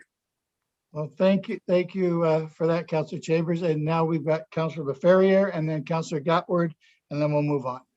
Mine is very quick as well. Just a thank you to April Tarot, a Paris resident who saw that a bunch of the Love is Love signs were stolen and crowdfunded to get a bunch more made, bigger ones, larger with a different kind of stake where people can bring them in and out pretty easily. And I think that speaks to the community that you can have a bad apple do something that like take those things, but the community on their own with their own money resiliently comes back and says, you know what, bigger, better, here to stay. So I think that's wonderful. And I know my kids were happy, and I know my neighbors were happy to get some signs. They didn't mind paying for them. And also thanks to the OPP who've taken the reports very seriously and have an ongoing investigation on it. So I just wanted to make that known because it's still Pride Month. Thank you, Mark. And Councillor Gatward? Thank you, Mr. Mayor. I'm listed on the agenda, and I wanted to give council a brief update about the John Noble Home build project that was requested at our board meeting by Councillor Wheat. And we are restarting the building process for the 20 new units at the John Noble Home. The Board of Management has approved feasibility study to look at renovations and a new footprint build. Our original concept plan is being reworked to include new best practices and lessons learned from the pandemic. A Class D cost estimate will also be part of the feasibility study, as construction costs, as everyone knows, have risen dramatically. There'll be more concrete information presented to council in September by the John Noble Home administrator. Thank you. Thank you, Councillor Gatward. That's really great information, and it's great to hear that John Noble Home is doing so well. They've done well actually through the entire pandemic. So good for us for expanding. Councillor Wheat, do you want to say anything about the John Noble Home? Well, no, it's not my right as the chair, but I've been there for a long time, as has Councillor Coleman. And for the past year and a half, long-term care homes have been under tremendous scrutiny, and most of the comments have been negative. My mother-in-law is at Telfer Place in Paris. I've been treated very, very well there. There's fortunately been no deaths. They've done a terrific job. In the John Noble Home, we're actually moving forward. We're going to be adding 20 beds there. There is an area called Bell Court that is going to be renovated and be part of the addition, where we have 20 new beds. And there is positive things happening in long-term care. It's not all negative. Thank you, Councillor Wheat. I thought you might want to tell us about that. We're going to now move in camera, which is number 13. And Councillor Gatward, you're going to take us there? Yes, it's moved by myself, seconded by Councillor Leferrier, that council move in camera to discuss confidential matters regarding city, county, cost sharing and negotiations.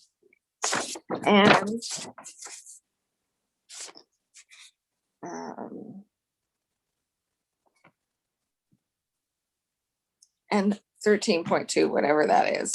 Right. I don't have it here. I don't. Thank you, Councillor Gatward. Call the vote. All those in favor to go in camera? Carried. We will go in camera. Will we? Oh.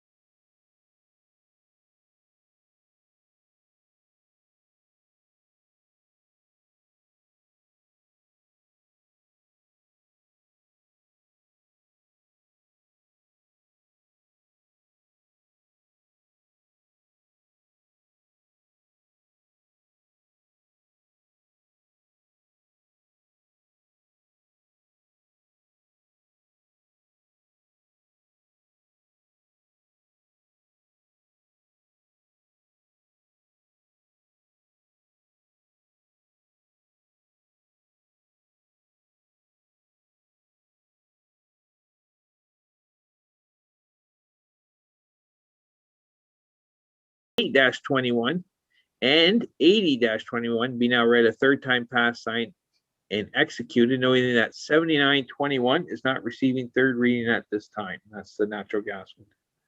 Thank you. All those in favor? Opposed, carried. That takes us to the end of our agenda. There's nothing else for the betterment of the county of Brant. I would look for a mover to adjourn. Councillor Pierce is always there to adjourn when there's a hockey game on. Good luck, Councillor Pierce. Well, it's not my Leafs, but it's the only Canadian team left. Good night. Thank you for your patience. Great discussion, guys.